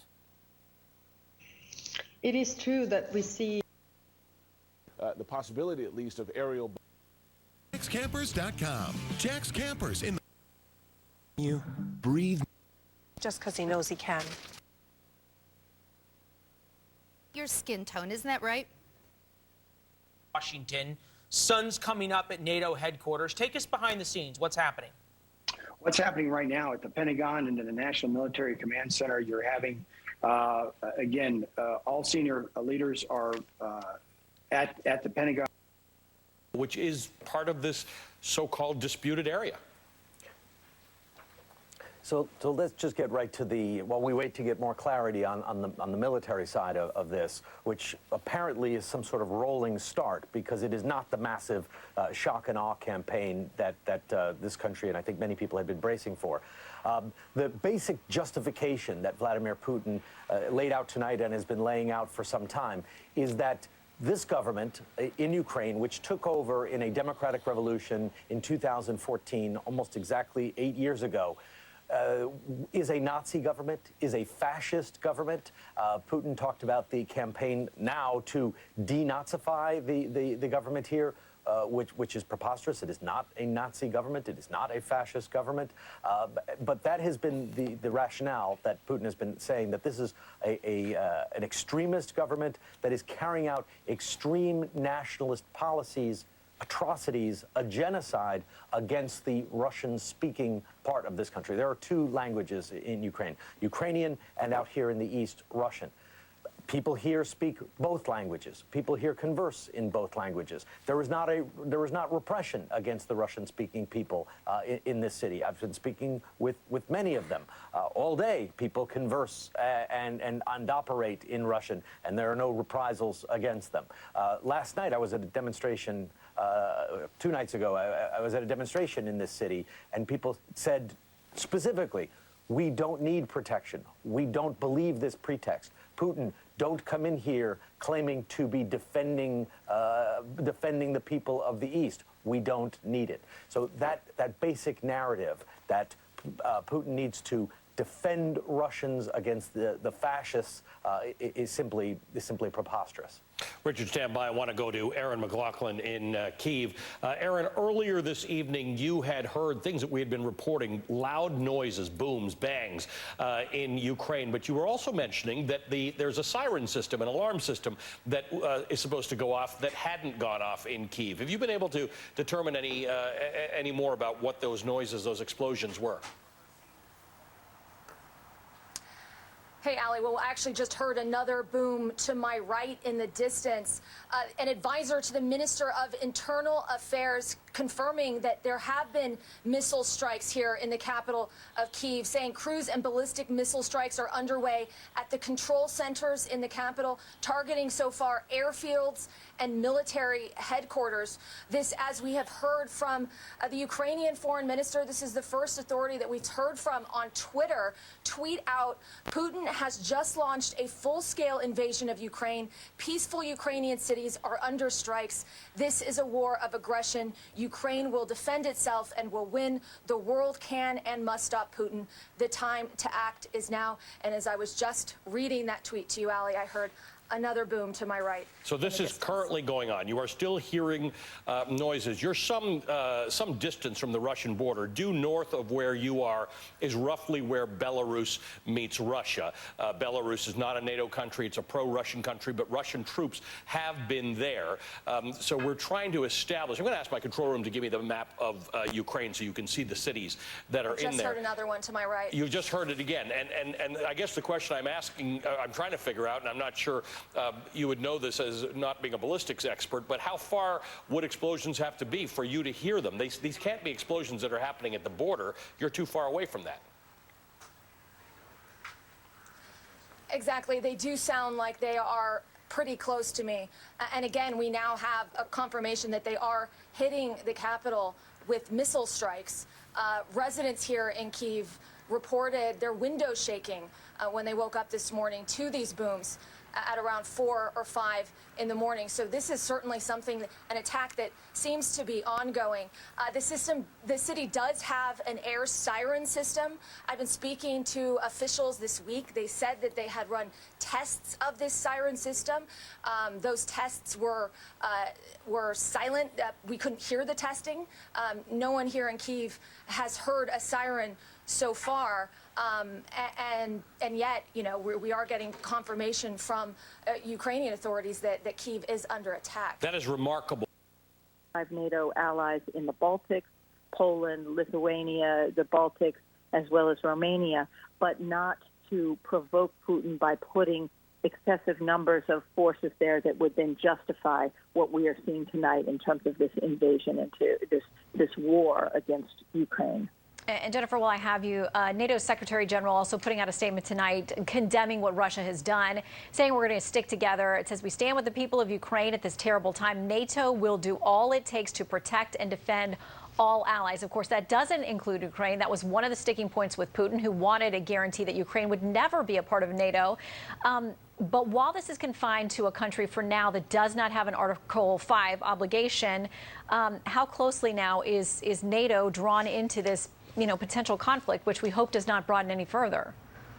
Well, I think you have to listen. When you have a madman like Putin who is making the kind of statements and revising history the way he has in his recent speeches, you have to look at what he's saying, because leaders like this, they say what they're going to do. They telegraph their punches. And so if in the speech, the written speech that he wrote last July and sent out to his armed forces justifying this invasion of Ukraine, he also mentioned, quite worrisome, and this is something that U.S. intelligence is watching closely, he mentioned Poland, he mentioned Lithuania, and the history of those countries. That should be of concern to anyone in Europe tonight and anyone in NATO, because Poland, there's a very worrisome, you know, right now Putin has about 30,000 forces inside Belarus. Nobody's talking about how basically Belarus has become a vassal state of Putin. He's already extended the borders of Russia in terms of the way he's positioned his forces in Belarus. And that is just across the border from Poland. And that is why the U.S. sent the 82nd Airborne and other forces to reassure the eastern flank of NATO. But this is, once you start a war like Putin has started tonight, you start on an escalation ladder, and you don't know. There are unintended consequences, and what we don't know is how this ends. Mm-hmm. Jennifer Griffin, thank you very much. We will check back in with you as this continues to play out. Now we're going to bring in Fox News chief political anchor, host of Special Report, Bret Baier, and this is kind of the night that we have been anticipating, not, you know, looking forward to, dreading. And yet it's here. We hear from the president. Peter Doocy had a little bit of this. He talked about that he's going to meet with the G7 counterparts tomorrow. He's going to speak to the American people. But he says this: President Putin has chosen a premeditated war that will bring a catastrophic loss of life and human suffering. Russia alone is responsible for the death and destruction this attack will bring. And the U.S. and its allies and partners will respond in a united and decisive way. The world will hold Russia accountable. Your inbox is filled with the same emails I have from all these senators and lawmakers all over the Hill saying it is time for us to drop the hammer There's been a conversation about why we didn't do more of that in advance of this. Yeah, and what now? And there's a lot of criticism to go around, but let's start with praying for the Ukrainian people. There are a lot of people that are going to start fighting, real fights, to try to hang on to their homes and try to hang on to their livelihood, and that is going to get really messy and ugly, and there's going to be a lot of people who die. So we start with that in the big picture. Secondly, we can talk about the criticism before whether there's sanctions that should have gone down or not. One thing you can give the Biden administration credit for is by talking about the intelligence and laying it out as they did. There is no way that Vladimir Putin can definitively say that he is not the aggressor tonight. In his speech tonight, Putin said that we have to eliminate this threat from Ukraine and the aggression from Ukraine. However, because we've been told everything that they're hearing both publicly and privately, we know that there were a lot of false flags planned. We know that there were efforts to really trigger the Ukrainian forces in the eastern part of that country to be able to open the door for Putin. Putin finally made a decision tonight announcing this military operation, but he is clearly, in the eyes of the world, the aggressor, and that is one credit you have to give the Biden diplomacy. I think what is yet to be seen is how this next tranche of sanctions is going to work. Because when they start hitting energy, they start hitting countries like Italy and Germany and others in Europe that are allies that we don't want them to feel too much pain, but we do want to get to Putin. And energy is one way to do it. Yeah, I mean, that Nord Stream 2 has been such a topic of conversation and conflict. You heard former President Trump talking about it tonight with Laura Ingraham. It is something that President Biden has said, all right, if you move ahead, we're shutting it down. Germany seems to be along with that plan right now. But as you said, much of Europe will be impacted in what happens with energy supplies there. Russia, a major oil producer, it impacts us here at home, too. It does. You know, Nord Stream 2 hasn't gone online yet. There are energy, there's a lot of oil and gas that goes into Europe from Russia already, more than 50% in some instances. We take in anywhere from 5 million to 12 million barrels of Russian oil every month. And that's a significant thing. So part of the message from President Biden tomorrow is going to be, hold on to your hats, because this is going to get tough. And when you go to the gas pump, it may be a lot more based on what's happening on the ground. Again, this is the early stages. I think you're seeing the groundwork for airstrikes, but we eventually are going to see a big movement that they're going to try to get to Kyiv very quickly with ground forces. And they're going to see Ukrainians that, according to the President Zelensky, are going to fight like nobody's business with U.S. weapons and a lot of support from NATO. Yeah, you mentioned a little bit more of what Putin was saying tonight. He said this: our analysis, meaning Russia, has concluded that our confrontation with these Ukrainian forces is inevitable. And you said, to the Biden administration's credit, they have mapped out exactly what Putin was going to do, or at least some facsimile of what we thought they would do with some of these false flags. And now Putin, you know, takes to the airwaves tonight and says, we were left with no choice. We had to do this because the Ukrainian forces, there was an inevitable confrontation that was coming. You know, from the world, I think outside looking in, they're going to view that it was him that made this inevitable. Yeah, he says it was an existential threat that they had to take on. But just by how we've positioned what's happening on the ground, we kind of know it's his choice. I do think a number of good books that we're about to get wrong when we publish. I'm not sure what you're arguing then. Are you arguing that we should just tell Vladimir Putin that it's okay what I'm trying to ask is, what does the Biden administration do? Because all the things they've done up till now and all the threats haven't kept Vladimir Putin from doing this. Is it time to change the paradigm and say, okay, either we are going to do something that Vladimir Putin doesn't expect and hasn't baked in, or we kind of have to just acknowledge that if he wants Ukraine, he's going to take it? No, we don't acknowledge that a country can, by brute force, invade a democratic ally of the United States and take it over and completely overrun it. And what I'm saying is, if he does, is a context setting, because we have to see exactly what's happening on the ground to know for certain all of the different dimensions of this invasion. So that is the if, but it is, I agree with you, it is Not a very strong if, because Putin has made it clear that he wants to invade. But it's not the role of the United States. He hasn't made it clear he wants to. Joel, I'm sorry. No, the facts matter here, Joel. Yes, the spin out of the White House. Hold on. The spin out of the White House has been pathetic on this. You keep saying that the sanctions are going to prevent an invasion. Vladimir Putin went on television and said, "I'm invading." They have already invaded. This is not an if. We don't need to see. That is the question is, Joel, let me ask the question. What can the White House do? You're not letting me respond to you. What I have. You've talked for over a minute. The question is, what can the White House do?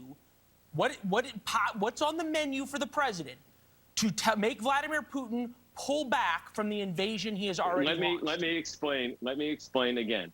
I am not going to accept the premise of the question that is that the United States should somehow tell Vladimir Putin that he has the right to invade a neighboring country and take it and completely control it, and that's just the way we have to deal with it. No, that is not it.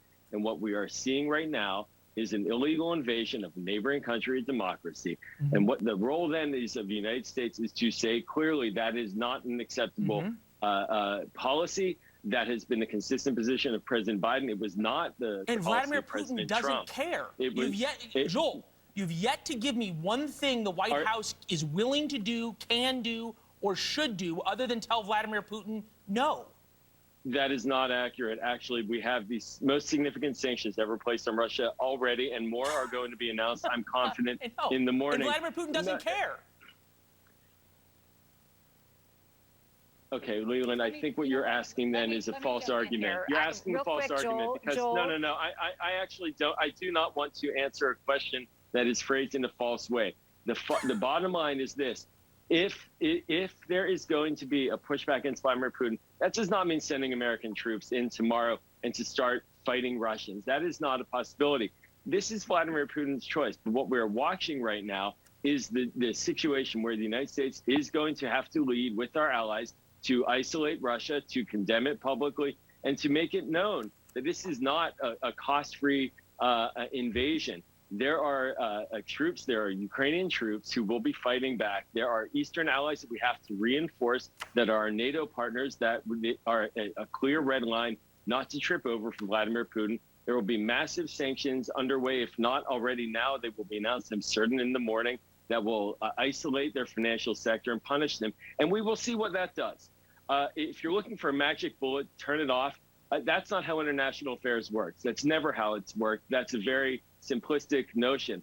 What we have to do right now is deal with the reality that Vladimir Putin is invading. There was no way to prevent him from doing what he chose to do unless we were in his head. This was his choice. Now we have to deal with it. And Joel, the reality is we're seeing some new images, and guys in the control of a coup d'etat in 2014, the Maidan, and he does. Conservative lawmakers may oppose her bill on the grounds that they have already passed what they believe is a better bill. In Pierre, Austin Goss, Dakota News Now. The South Dakota legislature also considering a bill that would change how the state handles capital punishment. It passed the Senate yesterday. It is now in the hands of the House. Senate Bill 159 would abolish this morning. I want you to stand by at the White House. So we have our Jill Doherty with us, who's in Moscow. We're going to get to CNN's Jill Doherty. I want you to respond, please, Jill, if you will, to what the White House is saying. The president said that Russia alone is responsible for this bloodshed. And you heard Caitlin say they were hoping that these sanctions would be a deterrent. Obviously, they are not. At this point, we are beyond sanctions being a deterrent. Can you hear me, Jill? Yes, I can. Yeah. Go on, please. Obviously, you know, the president, the Russian president is not talking about sanctions. This is, as we get more and more of the translation, this is a very angry speech, and it's directed not only at Ukraine, it's also directed at NATO.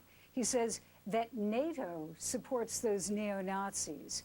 And he goes back into history about Crimea, et cetera. But I think two really important things.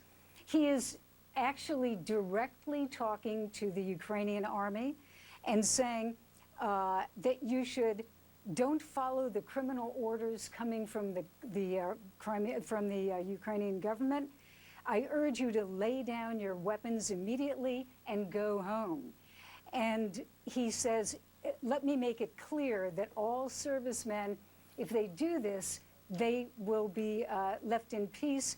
But then this really chilling warning at the end, where he says anyone from the outside who's tempted to interfere in ongoing events, whoever tries to interfere with us, and even more so to create threats for our country, that would be Russia, and for our people, should know that Russia's response will be immediate and will lead you to such consequences that you have never experienced in your history. So that is really a blood-chilling threat. And it sounds like it's a threat to the outside world, to NATO or to the United States, who might want to intervene to stop this. So this is really extraordinary. And Don, I go back to, and this is just, impression, he is wearing, in this speech, he is wearing the very same tie, the very same suit, and sitting in the very same position that he was in on Monday when he gave that very long speech. And just raising the question, could he have actually recorded this on Monday? It is now Wednesday night, going into Thursday. It could be that this was all planned, even, obviously it's been planned, but maybe even this was planned for a couple of days ago. All right, Jill, I want you to stand by, and perhaps you can help me out with this conversation. I want to bring our Jim Sciutto. Jim, Jill is reporting on what the Russian president said earlier, and I want to talk about the Ukrainian ambassador, because there's this meeting late at the United Nations Security Council, and I want to respond to what the Ukrainian ambassador is saying. He's saying it's too late to speak about de-escalation, that the UNSC needs to help stop this war. He said it was a responsibility of this body to stop the war. The Russian ambassador responding to him saying, this isn't war, this is a special military operation in Donbass. Well, first of all, the evidence before our eyes and through our ears this evening is that it is not just an operation in Donbass because of those explosions witnessed in the Ukrainian capital, Kyiv, or just outside, as we saw Matthew Chance reporting, and in Odessa. And as I reported just a few minutes ago, that it is the early U.S. assessment that those explosions were part of a broader invasion plan. By the way, Kharkiv as well, in the northeast of the country, is outside of those supposedly independent republics as declared and by Russian-backed separatists and recognized just in the last couple of days by the Russian president. So again, let's remember with the Russian president, perhaps listen to what he says, but believe what you see with your own eyes or hear with your own ears. I will say again, as the U.S. is watching this and watching this very closely, at this point, I'm told there has not yet been observation of Russian ground forces going in. Again, this is early, but that it is still the expectation, the U.S. intelligence assessment, that is part of a broader invasion plan. Of course, as with all these steps, it remains to be seen what happens, what Putin orders. But again, from the beginning, going back months, frankly, the U.S. assessment of Russian plans had been to begin with an air assault, missiles, artillery, aerial bombardment, soften the battlefield, you might want to say, and then follow with a ground force. The other point I would make is this, Don, and you've covered on your broadcast, and CNN has been covering this for some weeks now, that it is the belief of the U.S. And NATO intelligence assessments that part of the plan as well is to install friendly, in effect, government officials, right, to remove those who were elected by the Ukrainian people serving those positions and replace them with people friendly to Putin and his government. A comprehensive military and political plan. Again, that's the assessment. Our job here is to watch what we see with our own eyes and see what comes to be. But the early signs tonight, foreboding. RVs and dozens of out, but it could be worse. Yeah, because the wind is not that strong. And now we do have a wind chill advisory that's been issued for late tonight into tomorrow, but the wind's not going to be that strong. It's just the fact that temperatures are going to be dropping down to that 10 to 15 below, especially across the north. But there is relief on the way. That's what I want to talk about here. First of all, to give you some good news. Now, we do have some light snow coming away on Thursday, but that's about it. So we're going to be below normal these next couple days still, getting up above normal on Saturday, right about normal on the kind of democracy that Vladimir Putin is afraid of, frankly, on his border and wants to stamp out. And, all of the Russian claims have been so wrong, and the Russian misinformation, President Biden pointed that out tonight. He's going to be meeting with the G7 leaders tomorrow. That had already been scheduled. But obviously, this is an enormous challenge for the United States because Ukraine is not a NATO country. We have not made a commitment. We will not make a commitment to defend Ukraine. So we are giving them defensive weapons. We have supplied them with $650 million of weapons this year alone. But we will not cross that border and send our troops in. That has been repeated by all of the U.S. officials, by the Defense Secretary, the Secretary of State. Secretary Blinken was, on with Lester Holt tonight on Nightly News, and Lester said, will this start tonight? Because we had every indication from the Pentagon that this could start tonight, that Putin had everything assembled, all the troops he needed on all sides. He had those ships, which apparently are landing troops now. If the Russian troops are in Odessa, that is how they landed. There were a dozen more ships with very large landing ships as well. And of course, he had, more than 100,000, more than 150,000 troops, as many as 190,000 total, but at least 150,000 troops in Belarus to the north, able to fire and, send artillery shots through. They were able to hit by the land, the sea, and the air, as Courtney Kuby has been describing.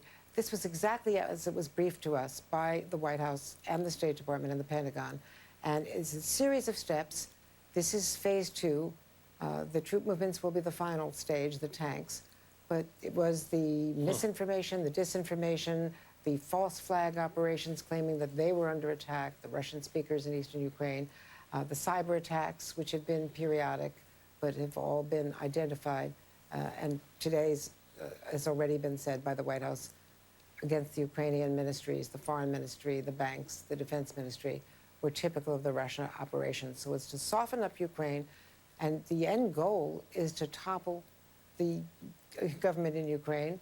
And clearly the military analysis is that the Russian conventional force will overwhelm the brave Ukrainian fighting men and women, the 150,000 of them, who are largely in the east, which was, which is their front line, the barrier against the Russian advance. But they are likely going to be defeated in days. At least they will conquer Kyiv. That is the main objective, and that is the belief. But it is going to be a long resistance. These people are going to fight bravely. There's going to be an insurgency as well. And the betting is that Russia has taken on a lot more than it can chew. And the analysis is that this could be the end of, Vladimir Putin's role, his search for an historic role, his legacy. Ari, it is just incredibly tragic to see this happening. Yeah. And it's happening in front of us right now, Andrea. Thank you. Yeah. I want to go back to southeastern Ukraine now. Richard Engel, NBC's chief foreign correspondent, is live in Mariupol. The sun is fully up there. Richard, you've been monitoring what the Russians are saying about this. We were talking to Kyiv a few minutes ago. They're actually describing it to Russian news consumers as a full-scale invasion. As Andrea was saying, that's not quite what it is just yet. No, it's not. And I think there is a psychological component to all of this. If you read the Russian news accounts, they talk about beach landings taking place in Mariupol. I can see the water from where I am right now, and I am not seeing Russian troops here. We would not miss a beach landing in this city. So there could be an element here of psychological warfare. Putin's speech said that the Ukrainian military should lay down their weapons, that they should surrender, that this goal is to save the lives of the Ukrainian people and to save the lives of the military. So far, listening to what you've been talking to Matt in Kharkiv and also Aaron in Kiev, it sounds like these are fairly pinprick specific attacks on military locations that are relatively far from population centers. So there could be much more coming. But at this stage, what Russia is describing on its news agencies as a massive onslaught, including beach landings where I am, doesn't seem to be corresponding with what we are hearing. It sounds like it is fairly specific airstrikes outside of the population centers. And when you read the news coming from Ukrainian officials, they are talking about airfields that have been hit command and control centers that have been hit, but we're not seeing or hearing extensive damage in the center of this city at the very least. Richard, can you just describe for viewers who are unfamiliar with the recent history of that region that you are in right now? This is you are right on the border of a region that is controlled by Russian separatists. You are completely in a region that Vladimir Putin and pro-Putin people say is not Russian, but is independent of Ukraine, not Ukrainian. So you're asking me one of the most fraught questions right now, because Putin is in the midst of trying to reinterpret and rewrite this history. From Russia's perspective, and I'll start with that because that is the one that Russia is trying to impose and reimpose right now. This area, that Ukraine is a mistake as far as Putin is concerned, that this land was part of the Soviet Union, was part of Greater Russia before that, and that it deserves to be reunited with Russia, particularly the Russian-speaking people who've been denied their identity. Now, Ukrainians see it completely differently. Ukrainians see this country as their homeland. They have an independent language. They see that, yes, they had a shared history under the Soviet Union, but they see that as a terrible history, a past that they want to break from. When Ukraine was under the Soviet Union, the people here faced famine, an enforced, self-imposed famine by Stalin. And when people complained about the famine, Stalin blamed them for causing the famine and caused a repression that is described as the Holodomor here, in which several million, 3 to 5 million, most people said around 4 million victims died in that famine. Then there was the Chernobyl attack, and it wasn't until 1991 that Ukraine broke away and has been pursuing a path of democracy and pursuing a path away from Russia. Now it seems that Russia is trying to pull them back. But the fact that we right now are having this discussion about Ukraine's history goes back to the earlier point. It does not seem that right now Russian troops are pushing as hard as they possibly could to pacify this country, destroy its military infrastructure. It seems more like there is an information campaign. Putin himself has come out and declared that the government must collapse, that Ukrainian soldiers must hand over their weapons and save their own lives. But what we've seen and what my colleagues are describing is fairly specific attacks on infrastructure that are not necessarily right in the city. Now, that could change in a moment, and maybe it has even changed since we've spoken, but at least that's what I'm seeing here. Let me ask you this. For the people who you've spoken to, who are the Russian-speaking, Ukrainian-speaking, who don't want an invasion, who do they think is going to help them? I understand that there's a Ukrainian military that is determined and enthusiastic, but they are absolutely no match for a Russian military. Ukraine is not a NATO country. There are not NATO forces or U.S. forces within hundreds of miles of where you are. So who do they think should help them? Well, Ukrainians believe that they're going to have to help themselves. And there are roughly 40 million people in this country, and many are determined to fight and defend their homelands in any way they can, whether that's fighting in the military or joining the reserves or creating some sort of resistance movement.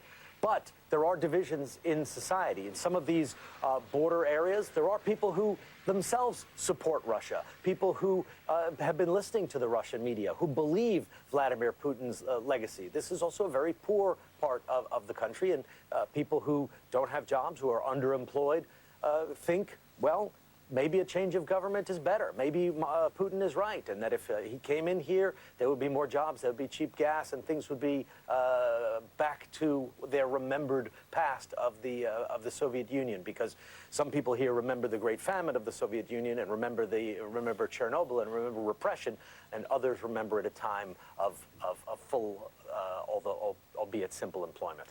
All right.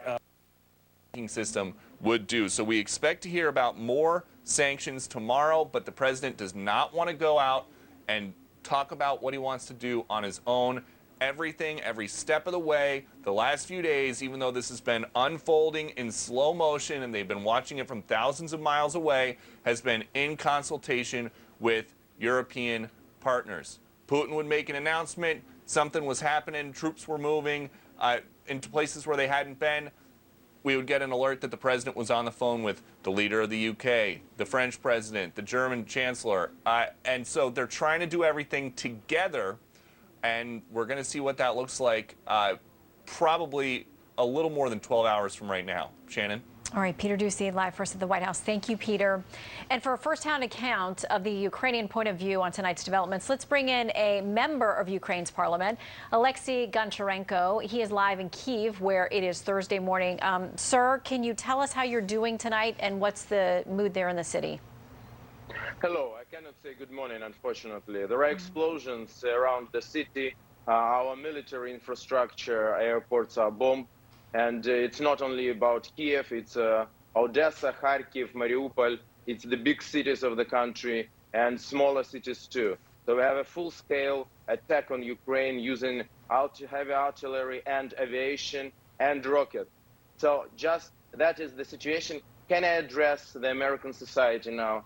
I just want to ask you to push your government to put the toughest possible sanctions against Putin now. I'm speaking about SWIFT. Russia should be out of world economy. I'm speaking about ban on Russian oil and gas. That's something which can stop Russia, because more than half of Russia budget is oil and gas. That's all. That's just a very big gas station of the world. And it should be stopped now, because they're killing innocent people just in these minutes. And also I want to ask American government to help us to provide non-fly zone over Ukraine. I understand that nobody will fight for Ukraine on the ground. We are ready to fight for ourselves. We are a proud nation and strong nation. But we need help in the skies, because Russia is, you understand, it's much more powerful in the skies. So we need just non-fly zone just to give us opportunity to fight on the land. That's what is very important for the moment. Let me ask you as well, sir, there have been a lot of conversations about what aid has been provided to the Ukrainian people so you could equip yourself or be ready. Are you ready on that front? What else could you use if that aid can get to you now? It's hard to be ready for things like this. By the way, it's not about only Ukraine. I think that we are moving. It can finish the Third World War. With the Third World War, it's absolutely clear. So the danger is for the whole world, and Putin is not going to stop. Are we ready? We are ready to fight. We have received a lot of military equipment last time, but this equipment, everything is about fighting on the land. But which is very important. Sorry for repeating, but what is very important is the skies. So we need this assistance now. And also I want to address Ukrainian diaspora in the United States. There are many of them. Please go to Russian representatives, to embassies. Please contact your senators, congressmen, governors. We need your support now. Very difficult to watch. As we had one of our reporters there just moments ago, we hear the church bells ringing in, mingled in with explosions there. Did you anticipate that this first wave from Russia would be so comprehensive, not just in one spot or just on the fringes of the border, but much more widespread? Certainly nobody knew it, but there were American intelligence telling this to the world, and we appreciate this. So unfortunately, it happened this way. I don't know what to add. Putin is mad. He is Hitler of 21st century. He should be stopped now, or he will go forward. He will not stop on Ukraine. Sorry, but he will not stop. You mentioned the very toughest sanctions possible, excluding Russia from places like the SWIFT banking, from oil and gas, things that are critical to the Russian economy. Just last week, a top Russian official and ambassador said, essentially, they don't give a blank about sanctions. It won't make a difference. Are you convinced that there are sanctions that can be levied that will get their attention at this point? Yes, I'm sure that SWIFT, I'm sure that ban on Russian oil and gas, that's something that will stop them. They couldn't afford the economy. They couldn't afford their living without selling of oil and gas. And every barrel of oil and every cubic meter of gas, which is now bought from Russia, is something which is paid by our Ukrainian blood. It's just, you should understand this. And today it's our Ukrainian blood. Tomorrow it will be blood of other nations. So the toughest possible sanctions now. Not like these packages, oh, maybe tomorrow one more package. or the day after tomorrow. The most possible toughest sanctions now. Sir, what is the reality for you there now, your loved ones, your family, your neighbors? What's your plan in Kyiv? I am here. I will fight for my country. Now we will have an extraordinary gathering of the parliament. We will provide the military state in the country. That is my plan. That's what I should do as an MP. Yes, I have family, I have wife, I have 2 children. I certainly worry about them. But I am not alone. Such millions of Ukrainian families now, we are on the same position. So that it's very worrying, but we are ready to fight. Your president spoke tonight, not just to the Ukrainian people, but also in Russian, addressing the Russian people, making an appeal to them. What would be your message to the Russian people, not the leaders, but the people this morning? Russian people should stop this killer. Putin is killing them too. And they should go to the street. They should not be afraid of, because if they will be afraid of, it's like a Hitler. One was afraid, then second, then third. You know this story, when they came for one, I was in silence. Then when they came for a second, I was in silence. That's the situation.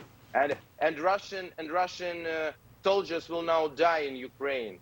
I don't believe that Russian mothers want this to happen. So I address the Russian people to stop their mad dictator now. They can do it. They can go on the street. They should show that they are against of war. One more very important point. Ukraine is not attacking anyone. Ukraine is the only nation in the human history which gave up the nuclear arsenal, the 3rd biggest nuclear arsenal in the world, in 1994, with guarantees of the United States, United Kingdom, and Russian Federation. Where are these guarantees?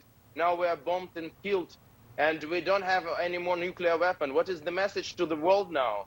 Just never believe in the guarantees. Just have a nuclear power or wherever weapons you can have. That's an awful message to the world. That's something which everybody on the planet will pay for. So that's a really crucial moment. You mentioned the possibility of a parliamentary meeting. I mean, would that be physically possible? What is the plan for holding together the Ukrainian government, of which you're a member at this point? I'm ending now interview with you. I am moving to our parliament, and I believe that we can do it. If we would not have a possibility to do it in the building of the parliament, we will gather in another place, because I think that the parliament should make several decisions about, first of all, about military state in the country, address to the world, and to show Ukrainian society that we have authorities in Ukraine, that we are not running, that we are not capitulating, that we are on the place. I think for millions of people in Ukraine and out of Ukraine, that is important. And so there's some reports that President Zelensky may be instituting martial law there in Ukraine. Can you speak to that at all, whether that's accurate and what it may do to impact the situation one way or another? Martial law? Yes. You mean, sorry, I'm not native English speaker. Martial law is a military state? Essentially, yeah, on the streets there. Yeah, so yes, martial law. Yesterday we voted for extraordinary state in the whole country. That gives the authorities special possibilities. But now we need to go further, because the situation is, that is a big war now. Yesterday it was not, but today it is. Okay, we've been speaking with Ukrainian Member of Parliament Alexei Goncharenko. We thank you for your time. The world across the board is condemning what has happened there in Ukraine, and we are watching moment by moment, praying for the innocent people who are involved. Thank you, sir. Thank you very much. Thank you. All right, I want to go back live, continue there in Ukraine. Correspondent Steve Harrigan is on the ground in Kyiv. His crew is hearing explosions just within the last few minutes. Day break is coming there now. Steve, are you there for us to check in? Yes, Shannon, I can hear you. I'm here with Pierre Zach, who is a real veteran. He can show you what we see off in the distance. I'm guessing about 4 miles away. There's a heavy cloud cover, so it's hard to see that smoke. There was just a loud explosion there. We don't know the cause of it. This city, Kiev, has seen probably 30 to 40 explosions in the last 3 hours. We've also heard jets fly overhead.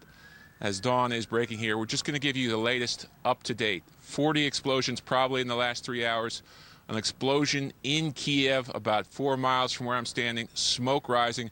We assume what's being targeted are command and control centers, military headquarters, police stations, military bases. This city is being targeted. It's clear this operation by Russian President Putin is not limited to eastern Ukraine. It's come here to the capital, and we'll keep an eye on it. Shannon, back to you. All right, Steve Harrigan, thank you very much. We'll continue to check in with you. And I think Peter Doocy over at the White House has a little tidbit of information on what's happening with our president at this hour. Hey, Peter. Shannon, good evening again. And I've just spoken to a senior administration official who was working in the West Wing much later than usual, who confirms that President Biden just got off a call with the Ukrainian President Zelensky. The contents of that call are unknown for a little while. We will get a readout where basically they just send us a couple paragraphs about what the two went over shortly. Something else that we can now report about the president's speech tomorrow. So his next on-camera event where he's going to talk about next steps in Russia, next steps in punishing Russia for what they're doing tonight. I am told that the way they look at sanctions, it's not like they're going to announce tomorrow every single thing that they could possibly do, because there are endless opportunities to sanction a huge country and a government like Russia, but that there are going to be some significant ones in there. So we are on the lookout for some significant sanctions against the Russians. But first things first tonight, the president is on the phone with the Ukrainian leader whose country is being invaded right now. Shannon? All right, Peter Doocy, we'll continue to circle back with you. Thank you very much. Bringing back our chief political anchor and host of Special Report, Bret Baier. You heard the conversation that I just had with the member of parliament over there. Clearly very passionate. His country is under attack. And several of the things he talked about, it sounds like from what Peter says, the president will address tomorrow as far as potential banking sanctions, oil and gas, those kinds of. Because members are back in their home districts and states during the President's Day recess. Can you confirm? Well, I think that's accurate. As I said, we've been informed there will be a briefing tomorrow. The information you have is accurate. It will be unclassified, but I will tell you this. A lot of the information has been made available to the public in an effort to counter what we knew would be propaganda by Mr. Putin and trying to blame everybody but himself for this invasion. So we expect that we will continue to be very transparent so that the world understands one person and one person alone is responsible for this tragedy, and that's Mr. Putin. Now we need to stand strong. I expect tomorrow we'll hear about the specific sanctions and the cooperation we're receiving for other countries. Thank you very much, Senator. I appreciate you joining us. I appreciate you standing by patiently until we got to you this evening. Thank you so much. I need to get back now to Kyiv, though, in Ukraine. We'll have you back soon. I want to get to Matthew Chance. Matthew, what's going on? Yeah.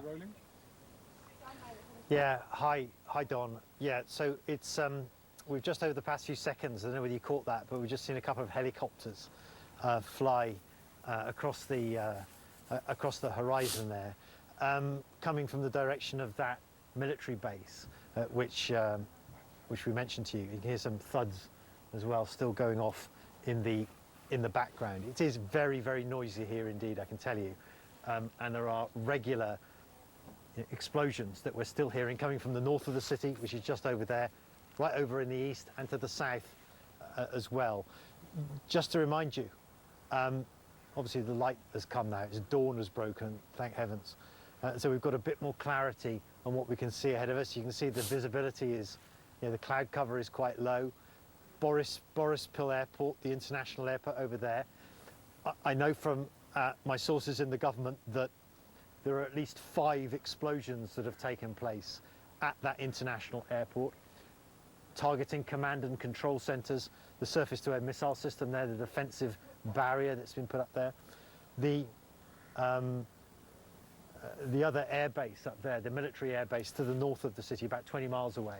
That's also come under repeated attack, according to the Ukrainian Interior Ministry. It's a place where military fighter jets are located. Clearly, the intention seems to be to take out the air capability, the air defences of Ukraine, to make sure that the Russians have complete air supremacy in the skies over Ukraine, so they can conduct the operations that they say they're going to conduct in Donbass if those operations are not already underway. Of course, we are hundreds of miles from that location right now, here in the center of Ukraine. That's right over in the east of Ukraine. I can hear some aircraft, helicopters, I think, in the skies now as well. But I can't see anyone right now, any of them right now. But yeah, no. So the situation is obviously incredibly tense. We don't know what's going to follow.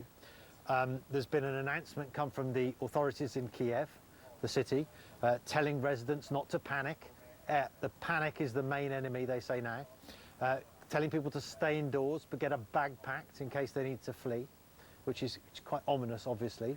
Only people involved in critical infrastructure, jobs, are being advised to go to work to make sure that the city still runs. But the truth is, nobody really knows at this point what Russia is up to. I mentioned last time we spoke about the casualty figures. The Interior Ministry telling us that there were hundreds of casualties across the country in this nationwide campaign, as they described it, against the military infrastructure of Ukraine. We don't know whether that figure is accurate. You know, it's just what they have told us. But obviously, if it is true, it's very alarming. We're doing our best to try and sort of get some more clarity on that figure. But you know, clearly, with so many barrages of cruise missiles being launched just at Kiev, and of course it's happening in other places in the country as well. I want to get back to Clarissa. The expectation is that Matthew, there will be casualties. Clarissa, please go ahead. In all of this. Apparently, I must have lost Matthew. Clarissa, can you hear me? You're live. I can hear you. I can hear you, Don. Yes, go on. I don't know if you're able to hear that. We just had a steady stream of strikes. Went on for about 30 seconds or so, but it was a very steady stream. It had been quieter for a few minutes before that, and we know we sent one of our colleagues over to the bomb shelter. There is a public bomb shelter here. It's about 200 yards away. That bomb shelter is now open, and there are police there. There's no sign yet that people have turned up at that shelter, but that might change, obviously, throughout the course of the day if we continue to hear steady streams of strikes like those, because we are just over 20 miles from the border with Russia, and we have seen through images on Maxar satellite images, but also from the reporting of our own Fred Pleitgen, who's just on the other side, that there is a massive buildup of Russian weaponry and Russian troops just over in that Belgorod area. Also, our Fred Pleitgen was reporting earlier that he was hearing a lot of outgoing artillery. We've certainly been hearing quite a bit of that landing around this city of Kharkiv. It's a city of 1.4 million people. I'm just getting a little bit more information here. This is coming from the mayor of Kharkiv. It says, "Dear citizens, please do not leave your homes today. Due to the complicated situation, schools, kindergartens, other institutions will not be operational today until the situation becomes clearer. Public transport will work as usual, and I will keep you informed of what is happening and the actions of city authorities throughout the day." This was published on his Facebook page about 10 minutes there, but you see a pretty sternly worded message there for the 1.4 million residents of Kharkiv. This is the second largest city in Ukraine. The mayor coming out and telling people, don't leave your homes, don't go to work, don't send your children to school. It's been a very busy few hours since this all started, Don, and there is no sign at this stage that it is letting up. And while it's one thing to be hearing strikes like that, missile strikes, one can assume, it is quite another thing to see ground forces crossing. We haven't seen that yet, but that is certainly what people in this city, so close to that border, Don, will be bracing themselves for. Clarissa, so it's sporadic? These strikes, as you say, sporadic, and then it is a barrage, and then it stops for a moment. That's exactly right. At 5 in the morning, just after Putin gave his speech, we heard a barrage, a series of barrages. Then it was quiet for a while, then it was sporadic. We heard indirect fire coming from the north, which is that way. Blocking Russia from access to the U.S. dollar. Oh, really? Bet you'd like to get your hands on this, wouldn't you, Vlad? This next headline was, diplomatic efforts continue. Headline could have been, man successfully traps yawn in his throat. At your home improvement company. They've offered me a job. Like this where they go on so creamy. Human rights, human dignity, human value. So when it comes to legislation, really hard to assess it, but that again, it all makes sense. This is something that Russia is good at. It's been happening in the past few days, the past few weeks, lots of hacking attacks, and it's something that's expected to continue. Hey, Joe, Leland, you and I have been in a number of war zones together. Amazing that we're talking this way. Give me a sense of if Ukraine was really ready for this. We know the Russians have been planning for an awfully long time. Did the Ukrainian government really believe there was going to be an invasion? Where are they? What's their plan? Yeah, the sense you get is that they were not well prepared. You've been hearing, the U.S. and others warning that an invasion is imminent for a few days, maybe the past week or so. And the sense you get in Ukraine is people thought it's not really going to happen. I mean, there are no signs, again, here in Kiev, in the capital, you don't see troops moving around. You see, traffic jams. Restaurants are open. They're filled with people. There's no panic, no long lines at the supermarkets. The type of things that you've seen in other parts of the world during war, that hasn't been happening. I think something after Putin's speech 2 days ago or 3 days ago now, I think that's when it began to click, and that's when you saw the mood begin to change here, where people really became jittery. And then yesterday, declaring a state of emergency, and then the speech by the president basically appealing, calling for peace with Russia, and being ignored. So the signs began to take shape just really in the past 24 hours or so. Joe, we have about 40 seconds or so before we need to take a short break, but talk to us about the drills that have been happening that you've seen, and also the national state of emergency was declared, how that impacted preparedness for the Ukrainian people. Yeah, it's hard to talk about drills. Again, in the city, you would not know that we are going to war. What we have seen, AP teams have seen troop movements, Ukrainian troop movements in the eastern region, near the Russian border, where we had expected the most trouble to take place. So there were signs of heightened preparations. And yes, there have been civilians, there are weekend training courses and so forth. And my understanding is that these courses are packed. They don't have enough spaces because everybody wants to do their part to defend their country. So Ukraine has a pretty large regular army, about 250,000 troops, somewhere in that range. And then you have tens of thousands of people trying to join the effort, giving some sort of support, either civilian support or kind of paramilitary support taking place as well. Yeah, Joe, it is now 7 a.m. I don't need to tell you this, in Kyiv, Ukraine. Live pictures right now. As you point out very well, if you did not know that a war had just started in Ukraine and a massive Russian invasion, complete with airstrikes and strikes from the sea, possibly even airborne operations, you wouldn't know. You'd think it was a city opening up. But a couple of hours ago now, President Vladimir Putin of Russia announced that he believed Ukraine was rightfully his, and he was going to come and take it in what he called a special military operation. This is smoke rising from one of the many cities. We've seen attacks in Kyiv, Ukraine, the capital, Kramatorsk, Kyiv, in the eastern part of the country where the Russians had massed most of their forces. You can see the reports of and heading towards the Polish border. Mm-hmm. And that they have been in some measure, but now with this reality unfolding, and they had tried to, we'd seen many, the president himself there in Ukraine trying to calm the tensions, the feeling, the anxiety, saying, let's stay calm, let's continue to operate our daily lives. And, you've seen people say they stayed there because they have family, they have business interests, they have their employers, and people who wanted to try to continue life as normally as they could. It looks like as morning is dawning over there, that chapter is over. By the way, let's check back in with Lucas Tomlinson. He's on the ground in Lviv. What can you tell us from that vantage point, Lucas? Well, Shannon, I can tell you that Ukraine's 3 largest cities are under attack tonight.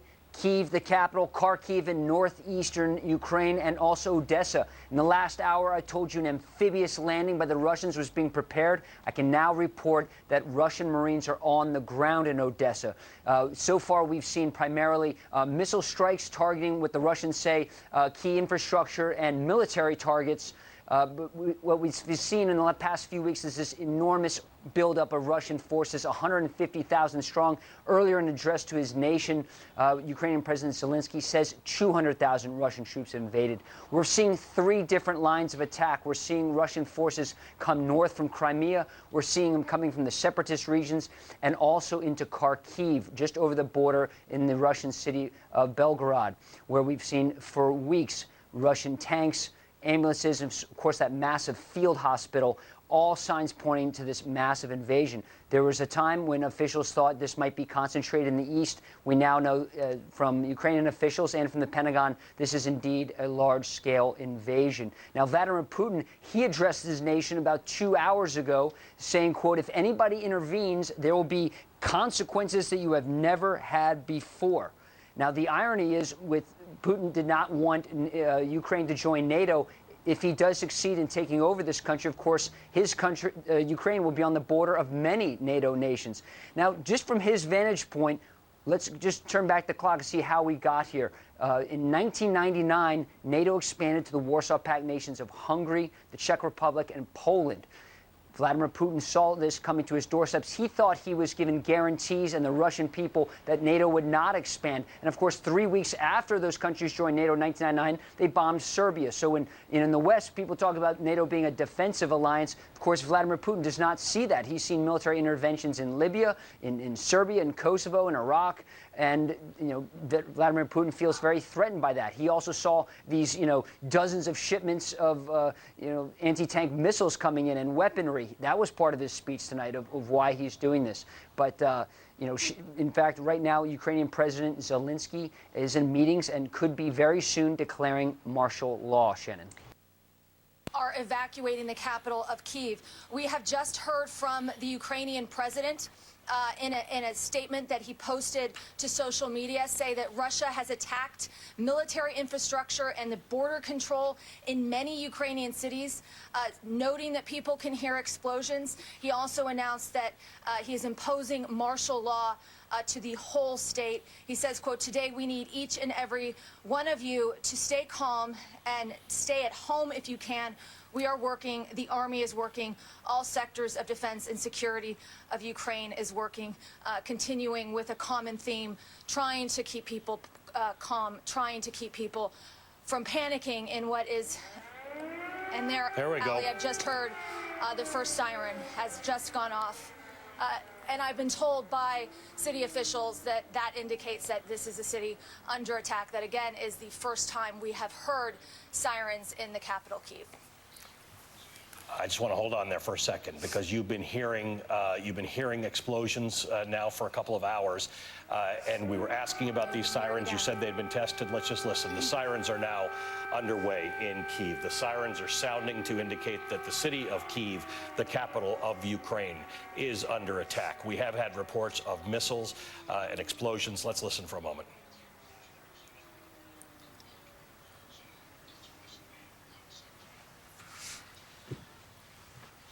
All right, those are the sirens we had been listening for. Aaron, stand by for a second. I want to go to Richard. There we go. There's the sirens again.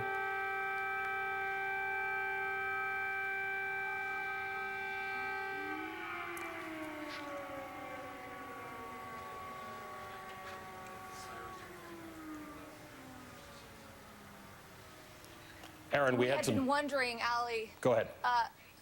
Yes. No, we had been wondering why we hadn't heard sirens. We all heard the explosions. We were wondering where the sirens were. I've been told by city officials that they had tested this system earlier in the week. They said it was working, and now, hours into this attack, we are now hearing this siren system alerting people that this attack is underway, Ali. It is a remarkable development. I want you to stay with us. This is a picture the Associated Press is showing us. This is the traffic leaving Kyiv now. These are all the people. Aaron's been telling us that for days and weeks there have been people who have been preparing in different ways for something that looked like an attack, but clearly a lot of people hadn't left. Aaron, what's the level of preparation that you were familiar with that people had undergone? You told me about parents who were sending their kids to school with their blood type signified in case they needed blood transfusions. What else have you heard? Yeah, no, people have been preparing for the worst. While the government had been downplaying this threat, people were taking the situation extraordinarily seriously in terms of these Western intelligence assessments. People I've been talking to here, they all have their own evacuation plans, their own plan B. Some people have been sending their children to the western portion of Ukraine, to towns such as Lviv, which are widely seen to be safer portions of the area because they're closer to the Polish border. People have been stocking up on foods and water, that kind of thing. But really deep down, I would say, in talking to Ukrainians, there was a certain level of skepticism that things would ever reach this point. And that's why I think a lot of people here in Ukraine are waking up completely stunned that their country is at war with their Russian neighbor. That is remarkable. Aaron, please stand by. I want to go to southeastern Ukraine, to NBC chief foreign correspondent Richard Engel. Richard, President Zelensky and President Biden have spoken already, and President Zelensky has made some decisions tonight. So President Zelensky, as Aaron was just talking about, issued a video statement. It almost looked like a selfie that he took at his desk, in which he said that martial law is being imposed all across Ukraine. He didn't describe exactly what that martial law would entail, but he told people to stay calm, to stay in their homes. And he said that military installations and border posts had been attacked after Vladimir Putin announced the start of special military operations, but that he went on to assure the people that the government is still with them, that the government will stay in contact, and that the security services are on top of the situation. There does seem to be, as I was saying earlier, a psychological component of all of this. And some of these very early phases may be designed to get people to leave the cities, to create that panic, to create those long lines of traffic that you're seeing out of Kiev, because there were reports of beach landings here in Mariupol. We're not seeing them. There were reports of beach landings in Odessa, also not being reported by witnesses, not along the scale of anything like the Russian state news agencies are describing. The Russians also just put out a short time ago a report that the military infrastructure of Ukraine is being destroyed, but that civilians would not be harmed. So it seems that the Russian narrative is trying to soften the population, to appeal to the people to surrender without a fight, to appeal to the military to surrender without a fight, because what is being described by the Russians and what we're seeing at this moment don't correspond. Richard, talk to me about Mariupol, because it's going to become important. We've heard Matt Bradley talk about when there might be troop movements or when we might see people come across the border. You're on the water. There are a whole different set of defenses or offensive weaponry and techniques that the Russians have all through the southern coast of Ukraine. So according to the Pentagon, Russia has 10 warships with Marines on board currently in the Black Sea. We are on the Sea of Azov, on the coast of the Sea of Azov, which is connected to the Black Sea. We can see ships in the distance, but they are not firing, they are not at war, they appear to be normal commercial ships. So any kind of naval battle off the Sea of Azov, as far as I can see from where I'm looking at the water, looking at ships right now, is not underway. If there was going to be a beach landing, it could happen all along this southern coast. But as of now, there are no air raid sirens here. There is traffic in the streets. We saw some police cars and ambulances moving with their sirens blaring, but it wasn't clear if they were responding to any particular incident. Although now, as we're speaking, I just heard one sounded like one explosion. I heard that It may too. have been two, or that first one could have been the reverberation of the first explosion. That is the first loud and clear explosion that we have heard since this operation began. So we will see how that develops. Yeah. But that was on the outskirts of Mariupol. I'm right in the center now. That sounded like it was a few miles away at the very least. So we will continue to monitor I heard that as you were speaking. We could hear that out here. That whatever it was loud. Richard, stay close as you get more. Just let us know. Richard Engel, NBC News chief foreign correspondent, who is in Mariupol, Ukraine. Aaron McLaughlin is in Kyiv for us. I'm just going to ask my executive producer where she wants me to go. Mike Memoli is in Washington, D.C. Mike, you were reporting to us that you and your colleagues had heard that the president was talking to Volodymyr Zelensky. Now we have heard that Volodymyr Zelensky has released a video of himself talking about the fact that there is going to be martial law. We're hearing explosions. We're hearing sirens in Kyiv. We're hearing, as you just heard with Richard Engel, an explosion in Mariupol. What is happening in the White House? We just got a new statement, Ali, from the White House on the president's call with President Zelensky, and I'll just read it to you directly. He says, it's interesting, Ali, having read so many of these foreign leader readouts, I will stay at the front, the sort of more casual language in this president's statement, which I think speaks to how quickly they wanted to get this out. President Zelensky, Biden says in this statement, reached out to me tonight, and we just finished speaking. I condemned this unprovoked and unjustified attack by Russian military forces. I briefed him on the steps we are taking to rally international condemnation, including tonight at the United Nations Security Council.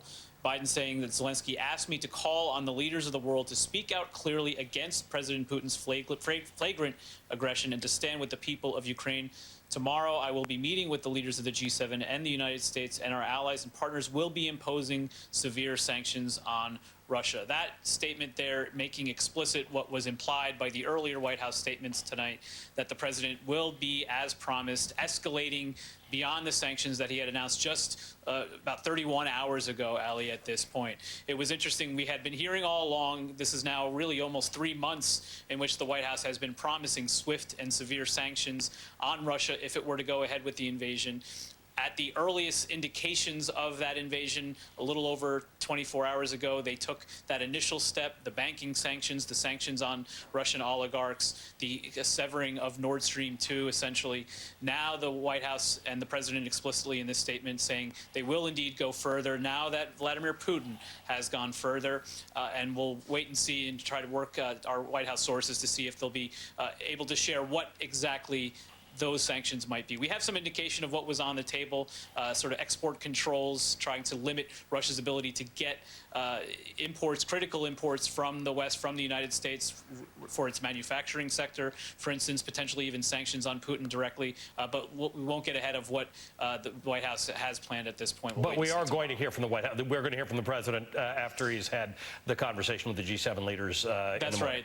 That's right. The president speaking tomorrow morning at 9 a.m. with his G7 counterparts. And then in the early afternoon was what the White House has told us at this point. The president will address the nation. All right. It's still more than 8.5 hours away. That means markets are not open yet. I will tell you, though, that market futures are looking not very good right now. We're looking at an opening, and there's much to happen tonight, so it's a little early to talk about it. But all major markets are looking to be 2% lower right now. We've seen a spike in the price of oil as well. Brent crude oil has now topped $100 a barrel for the first time since 2014. We'll keep a close eye on that as well. I want to bring in CNBC's Hadley Gamble, who's on her way to Moscow right now and has just spoken with the Ukrainian foreign minister. Hadley, what have you heard?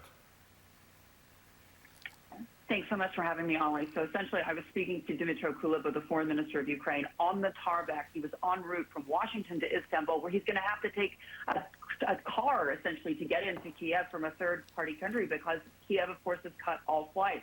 He told me this: we are calling for the fierce isolation of Russia. This is an attack on the world order. He's also saying that Ukraine is calling on the United States, the West, to immediately implement heavy sanctions. That would include immediate disconnection of Russia from the SWIFT system.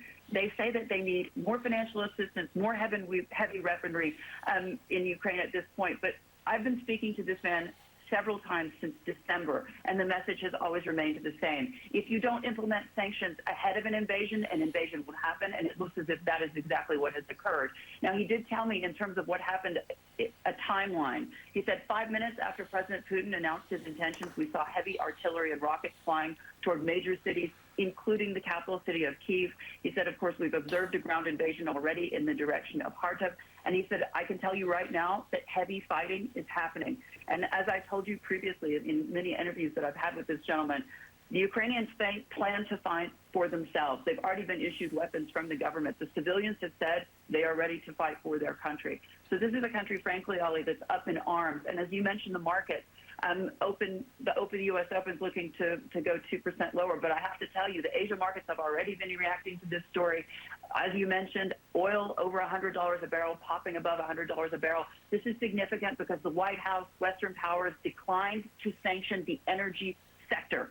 And there's a reason for that, because this wouldn't just hit the gas sector, this would hit oil prices. And you've got to remember that when it comes to oil prices, the United States at the end of last year took 7% of their oil from Russia. So this would not only hit European powers, this would hit the United States. It's exactly why it took a while before all the NATO countries were on board with some of these sanctions. It's why it took a while before Germany decided to cancel the Nord Stream 2 pipeline, because the fact is the world relies on a lot of the energy that it gets from Russia. Hadley also talking about the Ukrainians calling for the removal of Russia from the SWIFT system. That's a Society for Worldwide Interbank Financial Transactions. That's how world trade is done. If you can't be on the SWIFT system, anybody who's ever sent a wire, you know exactly what that is. If you can't be on the SWIFT system, you can't trade with the world. Let's go to Kyiv, the capital of Ukraine, where those sirens continue to blare as a warning that Kyiv, the capital city of Ukraine, is under attack. Aaron McLaughlin is there for us. Aaron? Hi, Ali. Well, you can hear this.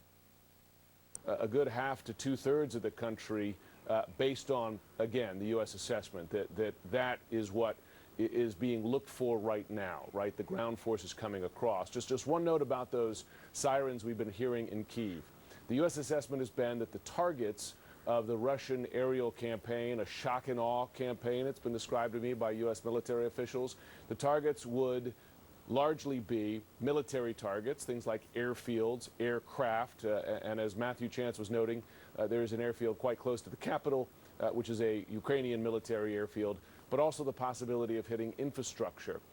It was the U.S. assessment that Russia would not attempt to bomb cities indiscriminately. However, with this important caveat that from the U.S. perspective, Russian targeting is not perfect, and therefore, if the target is X, say a military field, but those bombs from the air or missiles from afar or shells from artillery don't hit that target, they might strike civilian targets as well. That's been told to me a number of times repeatedly, just in terms of everyone's own safety here, is that the U.S. does not have great confidence in Russian targeting, and that may help explain the air sirens that you're seeing in Kyiv right now as a precaution, even if the bulk of the targets are military or the possibility of infrastructure. I do have, we were talking, Caitlin was talking about the intention of making sanctions and condemnation of this invasion a ally-wide response. We do now have a statement from the British Prime Minister in just a short time ago, which says, quote, I am appalled by the horrific events in Ukraine, and I have spoken to President Zelensky to discuss next steps. President Putin has chosen a path of bloodshed and destruction by launching this unprovoked attack on Ukraine. The UK and our allies will respond decisively. I'm told that in conjunction with the U.S., that the UK will announce its own round of sanctions today as well to punish, really, because the question of deterrence, Don, is gone, right? This is starting. So these are now punitive sanctions. So the expectation is, as the plan had been, allies act together on this in response. Jim, I want you to stand by. Very important, you said so far, and correct me if I'm wrong, you said no sighting of ground forces, Russian ground forces yet, correct? To this point, from at least the people I talked to, I have not heard confirmation of that, but of course we also have a lot of eyes on the ground here who are watching as well. The moment I have confirmation of that, I'm going to bring it to you, Don. All right, thank you very much, Jim Shooter. I want to get back now to Matthew Chance and Kyiv. Matthew, I understand you have some new video for us, some new pictures. What do you have? stand by. Hey, Don, that's right. Well, look, I mean, a couple of things, a couple of breaking things, actually. But let me just get to those images that I know we've got still pictures of. These are attacks, the explosions that took place at Borispil Airport, a short distance from here, just to the east over here, on the outskirts of Kiev. It's the main international airport. A couple of stills photographs sent to me by the president's office saying that there were 5 explosions at least at that airport, obviously targeting command and control systems and you know, various other things. There's a surface-to-air missile battery that's there as well, which may also have been attacked. There was also another airport that's been attacked to the north of the city, which is a military airbase and where fighter jets are based. That seems to have been pounded as well by multiple volleys of cruise missiles fired from Russia. But within the past few seconds, we've just had a statement from the border force of Ukraine, and they've posted this officially now. The border force of Ukraine say that their forces on the Ukrainian border, obviously to the north of the country, so bordering Belarus, have come under attack. The border forces of Ukraine have come under attack. This is according to them, their official posting, by Russian troops and by Belarusian troops as well, troops from Belarus as well. So a combined force of Russian and Belarusian troops have apparently attacked, according to the border forces of this country, those border outposts that control the northern border of the country. That's obviously massively significant because it's not just Russia, it seems, according to this statement, that is involved in this assault on Ukraine. But it may also be, if this is accurate, and this is what the border forces in this country say, it may be Belarus that's also joined with its ally in Russia to take part in this assault, this attack on Ukraine. It's also significant for another reason as well, which is that northern border with Ukraine and Belarus is not far from here. It's a very short distance from Kiev. And of course, over the past couple of weeks, there have been extremely big joint military exercises between the Russians and the Belarusians inside Belarus. I know our Fred Pleitgen actually went there to see those military drills take place between those two allied countries. The big concern, of course, is that these weren't really military drills. They were just preparations for a ground assault on Kiev. And the fact that, I mean, I'm not saying that's happening, but the fact that, you know, there has now been apparently an attack on Ukrainian border guards by a joint Russian and Belarusian force, it again opens up that possibility and is another sort of front of concern that we have to now have about what exactly is going on in Ukraine right now, what Russia is playing at, what their objectives are, and what will be the next step. You know, we do seem to be looking at a general broad assault on all fronts in a multi-pronged way, from the air, from the sea, on the land, by one of the most sophisticated militaries in the world on this country. And this latest development, again, is another worrying and ominous sign of what may be to come. Don. All right. I want you to stand by because we're getting some new information in, video that will come in shortly, so stand by. But I just want you to take us through the newest information that we have, those still pictures that we have from you, Matthew. This is at the airport. Take us through this image that we're seeing now. It's from the Ukrainian president's office. Yeah, well, I mean, it's just somebody at the office that sent me these, but the pictures aren't of the president's office, of course. They're of Borispil Airport, according to the person that sent them to me. And I'm looking at them now on my telephone because they were texted to me, and they're sort of like little mushroom clouds, aren't they, on the horizon. Obviously, that's the aftermath of what we now know are cruise missiles. Vision, whatever. I mean, all of the standard channels for communications are all still working for the time being. Like I said, there were rumors that mobile networks might have been attacked as of last night, which we checked out, and that did not appear to be true. But these are the type of things that people are preparing for and expecting that could happen. But for now, everything appears to be intact. You have electricity, you have internet, you have mobile networks, and so forth. So all the standard channels of communications appear to still be working. And you stand there in a bulletproof vest and a helmet on your head with air raids happening. Joe, we appreciate your reporting tonight. To you and your team, thank you. We know it's a dangerous situation, but it is an incredible job that you all are doing, and we appreciate you sharing your knowledge with us tonight. I know you're going to be back later as we continue our coverage, but for now, Joe Fetterman with the AP, thank you. Thanks for having me on. You said something very important when you said his team. And there is a large group of thoroughly professional and dedicated men and women behind Joe, behind the camera, security teams, fixers, drivers, other journalists, cameramen, all, as we can see, in harm's way today. And they put themselves there to be able to give us the information. What's interesting, and I don't know if we have it, but it would be very interesting to compare the live shot of Kyiv tonight and the live shot of Moscow as Moscow wakes up to this news. Moscow is now a country, Moscow is a city, the capital of a country, that is going to be equally on a war footing, this is now Kyiv still, but equally on a war footing.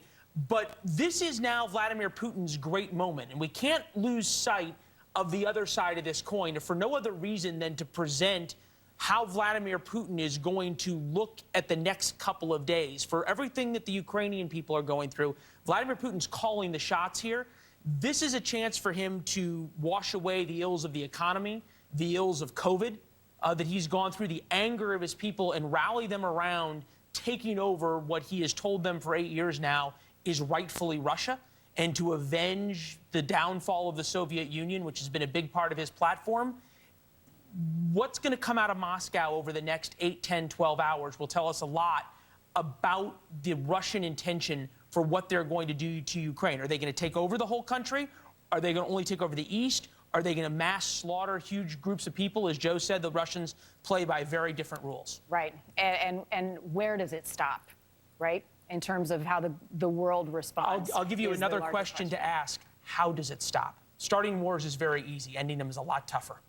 Good point. We'll leave it at that. We're going to take a short break. Much more coverage right here on News Nation right after this. I'm Dan Abrams, and you're watching News Nation. News for all America. Meet apartment 2A, 2B, and 2C. 2A is monitoring his money with a simple text. Like what you see, Abe? Yes. 2B's covered with 0 overdraft fees when he overdraws his account by $50 or less. And 2C? Well, she's not going to let a lost card get her stressed. Am I right? That's right. That's because these neighbors all have Chase. Alerts that help check, tools that help protect. One bank that puts you in control. Chase, make more of what's yours. And a little bit of chicken fried. Cold beer on a Friday night. A pair of jeans that fit just right. And the radio. Get 5 boneless wings for $1 with any handcrafted burger. Only at Applebee's. White House in 2024, then Joe Biden be there. And if he can weaken out of Ukraine tonight. Aaron, you stay safe. President Biden tonight speaking with Ukraine's president and saying the world will hold Russia accountable. Our coverage continues on MSNBC and NBCNews.com for full coverage tomorrow, always on Today. I'm Tom Yamas, NBC News, New York.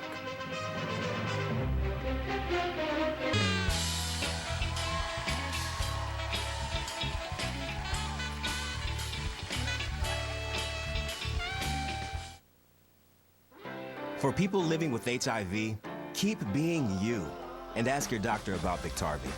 Biktarvy is a complete one-pill, once-a-day treatment used for HIV in certain adults. It's not a cure, but with one small pill, Biktarvy fights HIV to help you get to and stay undetectable. That's when the amount of virus is so low, it cannot be measured by a lab test. Research shows people who take HIV treatment every day and get to and stay undetectable can no longer transmit HIV through sex. Serious side effects can occur, including kidney problems and kidney failure. Rare, life-threatening side effects include a buildup of lactic acid and liver problems. Do not take Biktarvy if you take dofetilide or rifampin. Tell your doctor about all the medicines and supplements you take if you are pregnant or breastfeeding, or if you have kidney or liver problems, including hepatitis. If you have hepatitis B, do not stop taking Biktarvy without talking to your doctor. Common side effects were diarrhea, nausea, and headache. If you're living with HIV, keep loving who you are and ask your doctor if Biktarvy is right for you. You're my new favorite feeling. I'm floating up past the ceiling. You're like a new favorite song. These are the days. I want to go in for more dramatic roles. I wasn't joking. Okay. I got the new Galaxy S22 Ultra on Verizon 5G Ultra Wideband. Wow. It's got amazing video on a crazy fast network. I can film whatever I want. This is a crime. For the cowboy fast Knife? Sweetie, here are the spare keys. I would like. Where essentially we can tell you in that video he does talk about martial law. I think we've got it. Let's play a little bit here. It's not very long. Президент Путін оголосив проведення.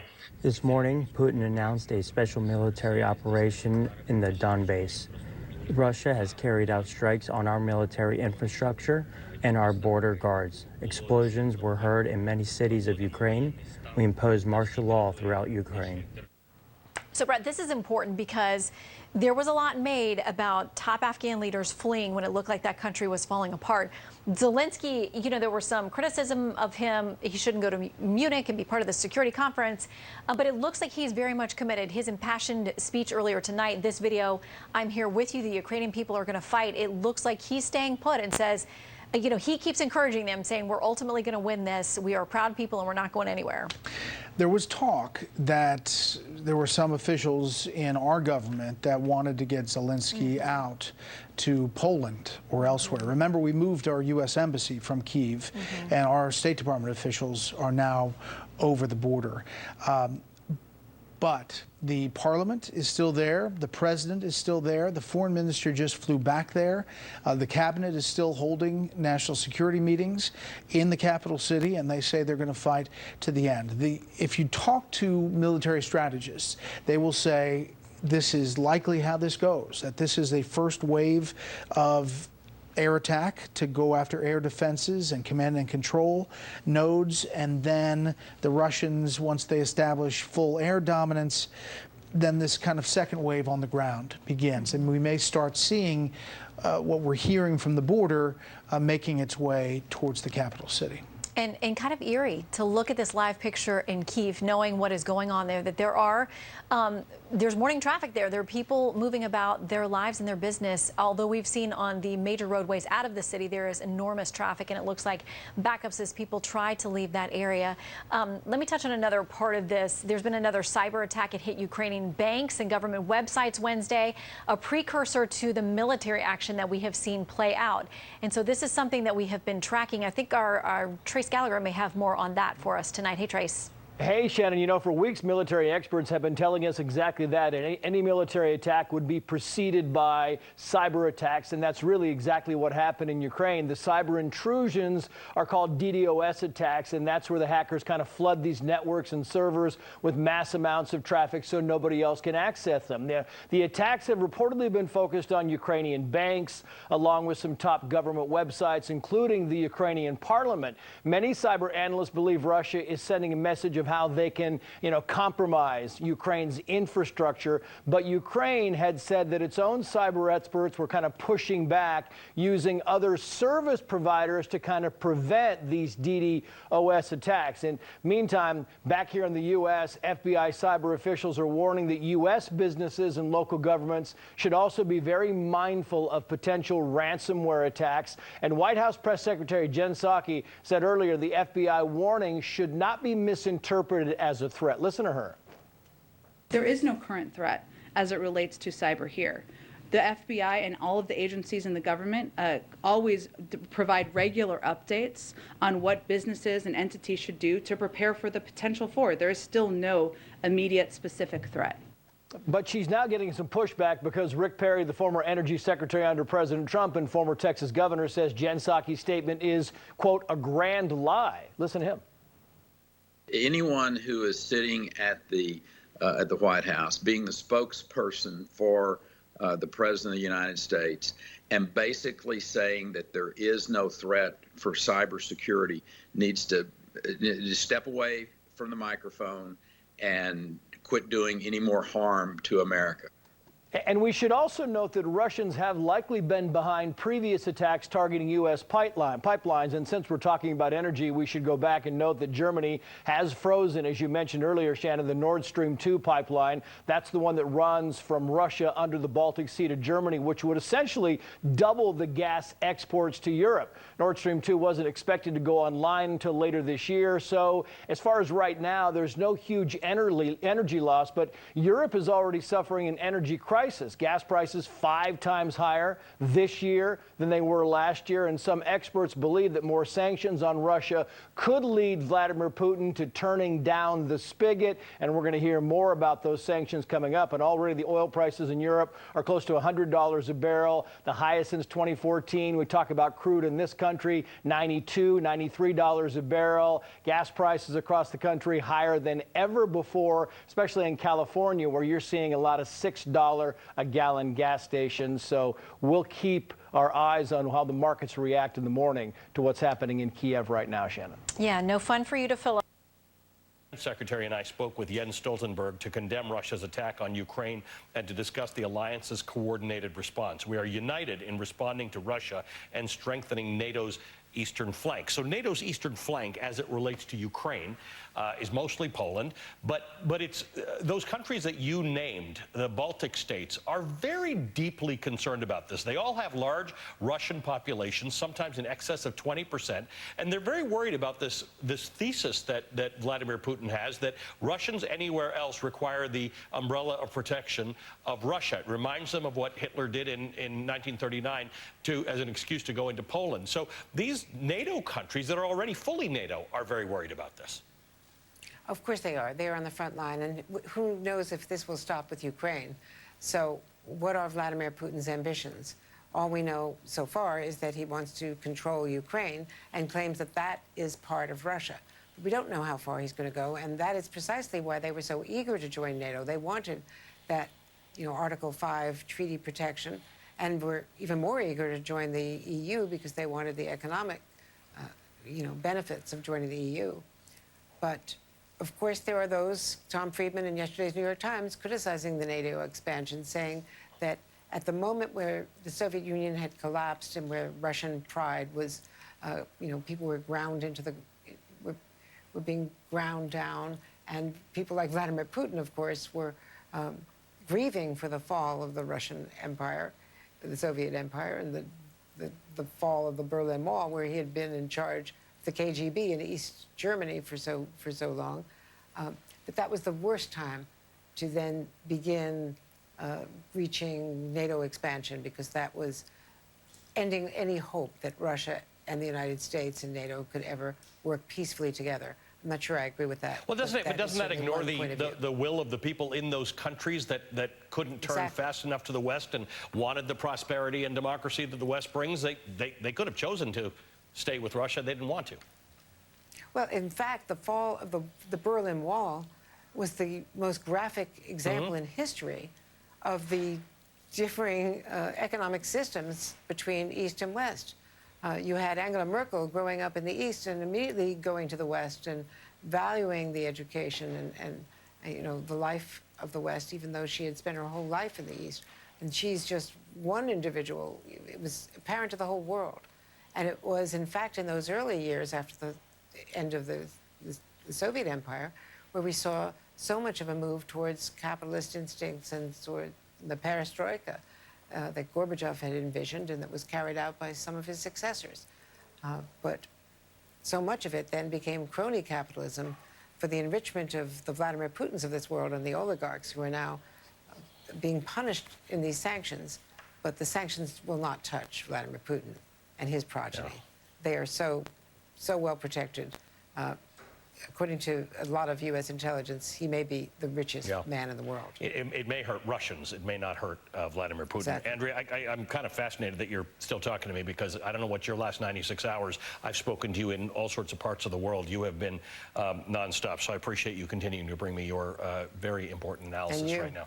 Andrea Mitchell is NBC News' chief foreign affairs correspondent. Courtney Kube is NBC News' Pentagon correspondent. And I have to say, and they're doing their jobs. They're trying to help protect civilians But really, when you've got the Russian military crushing down on you, what else can you do but hit that button?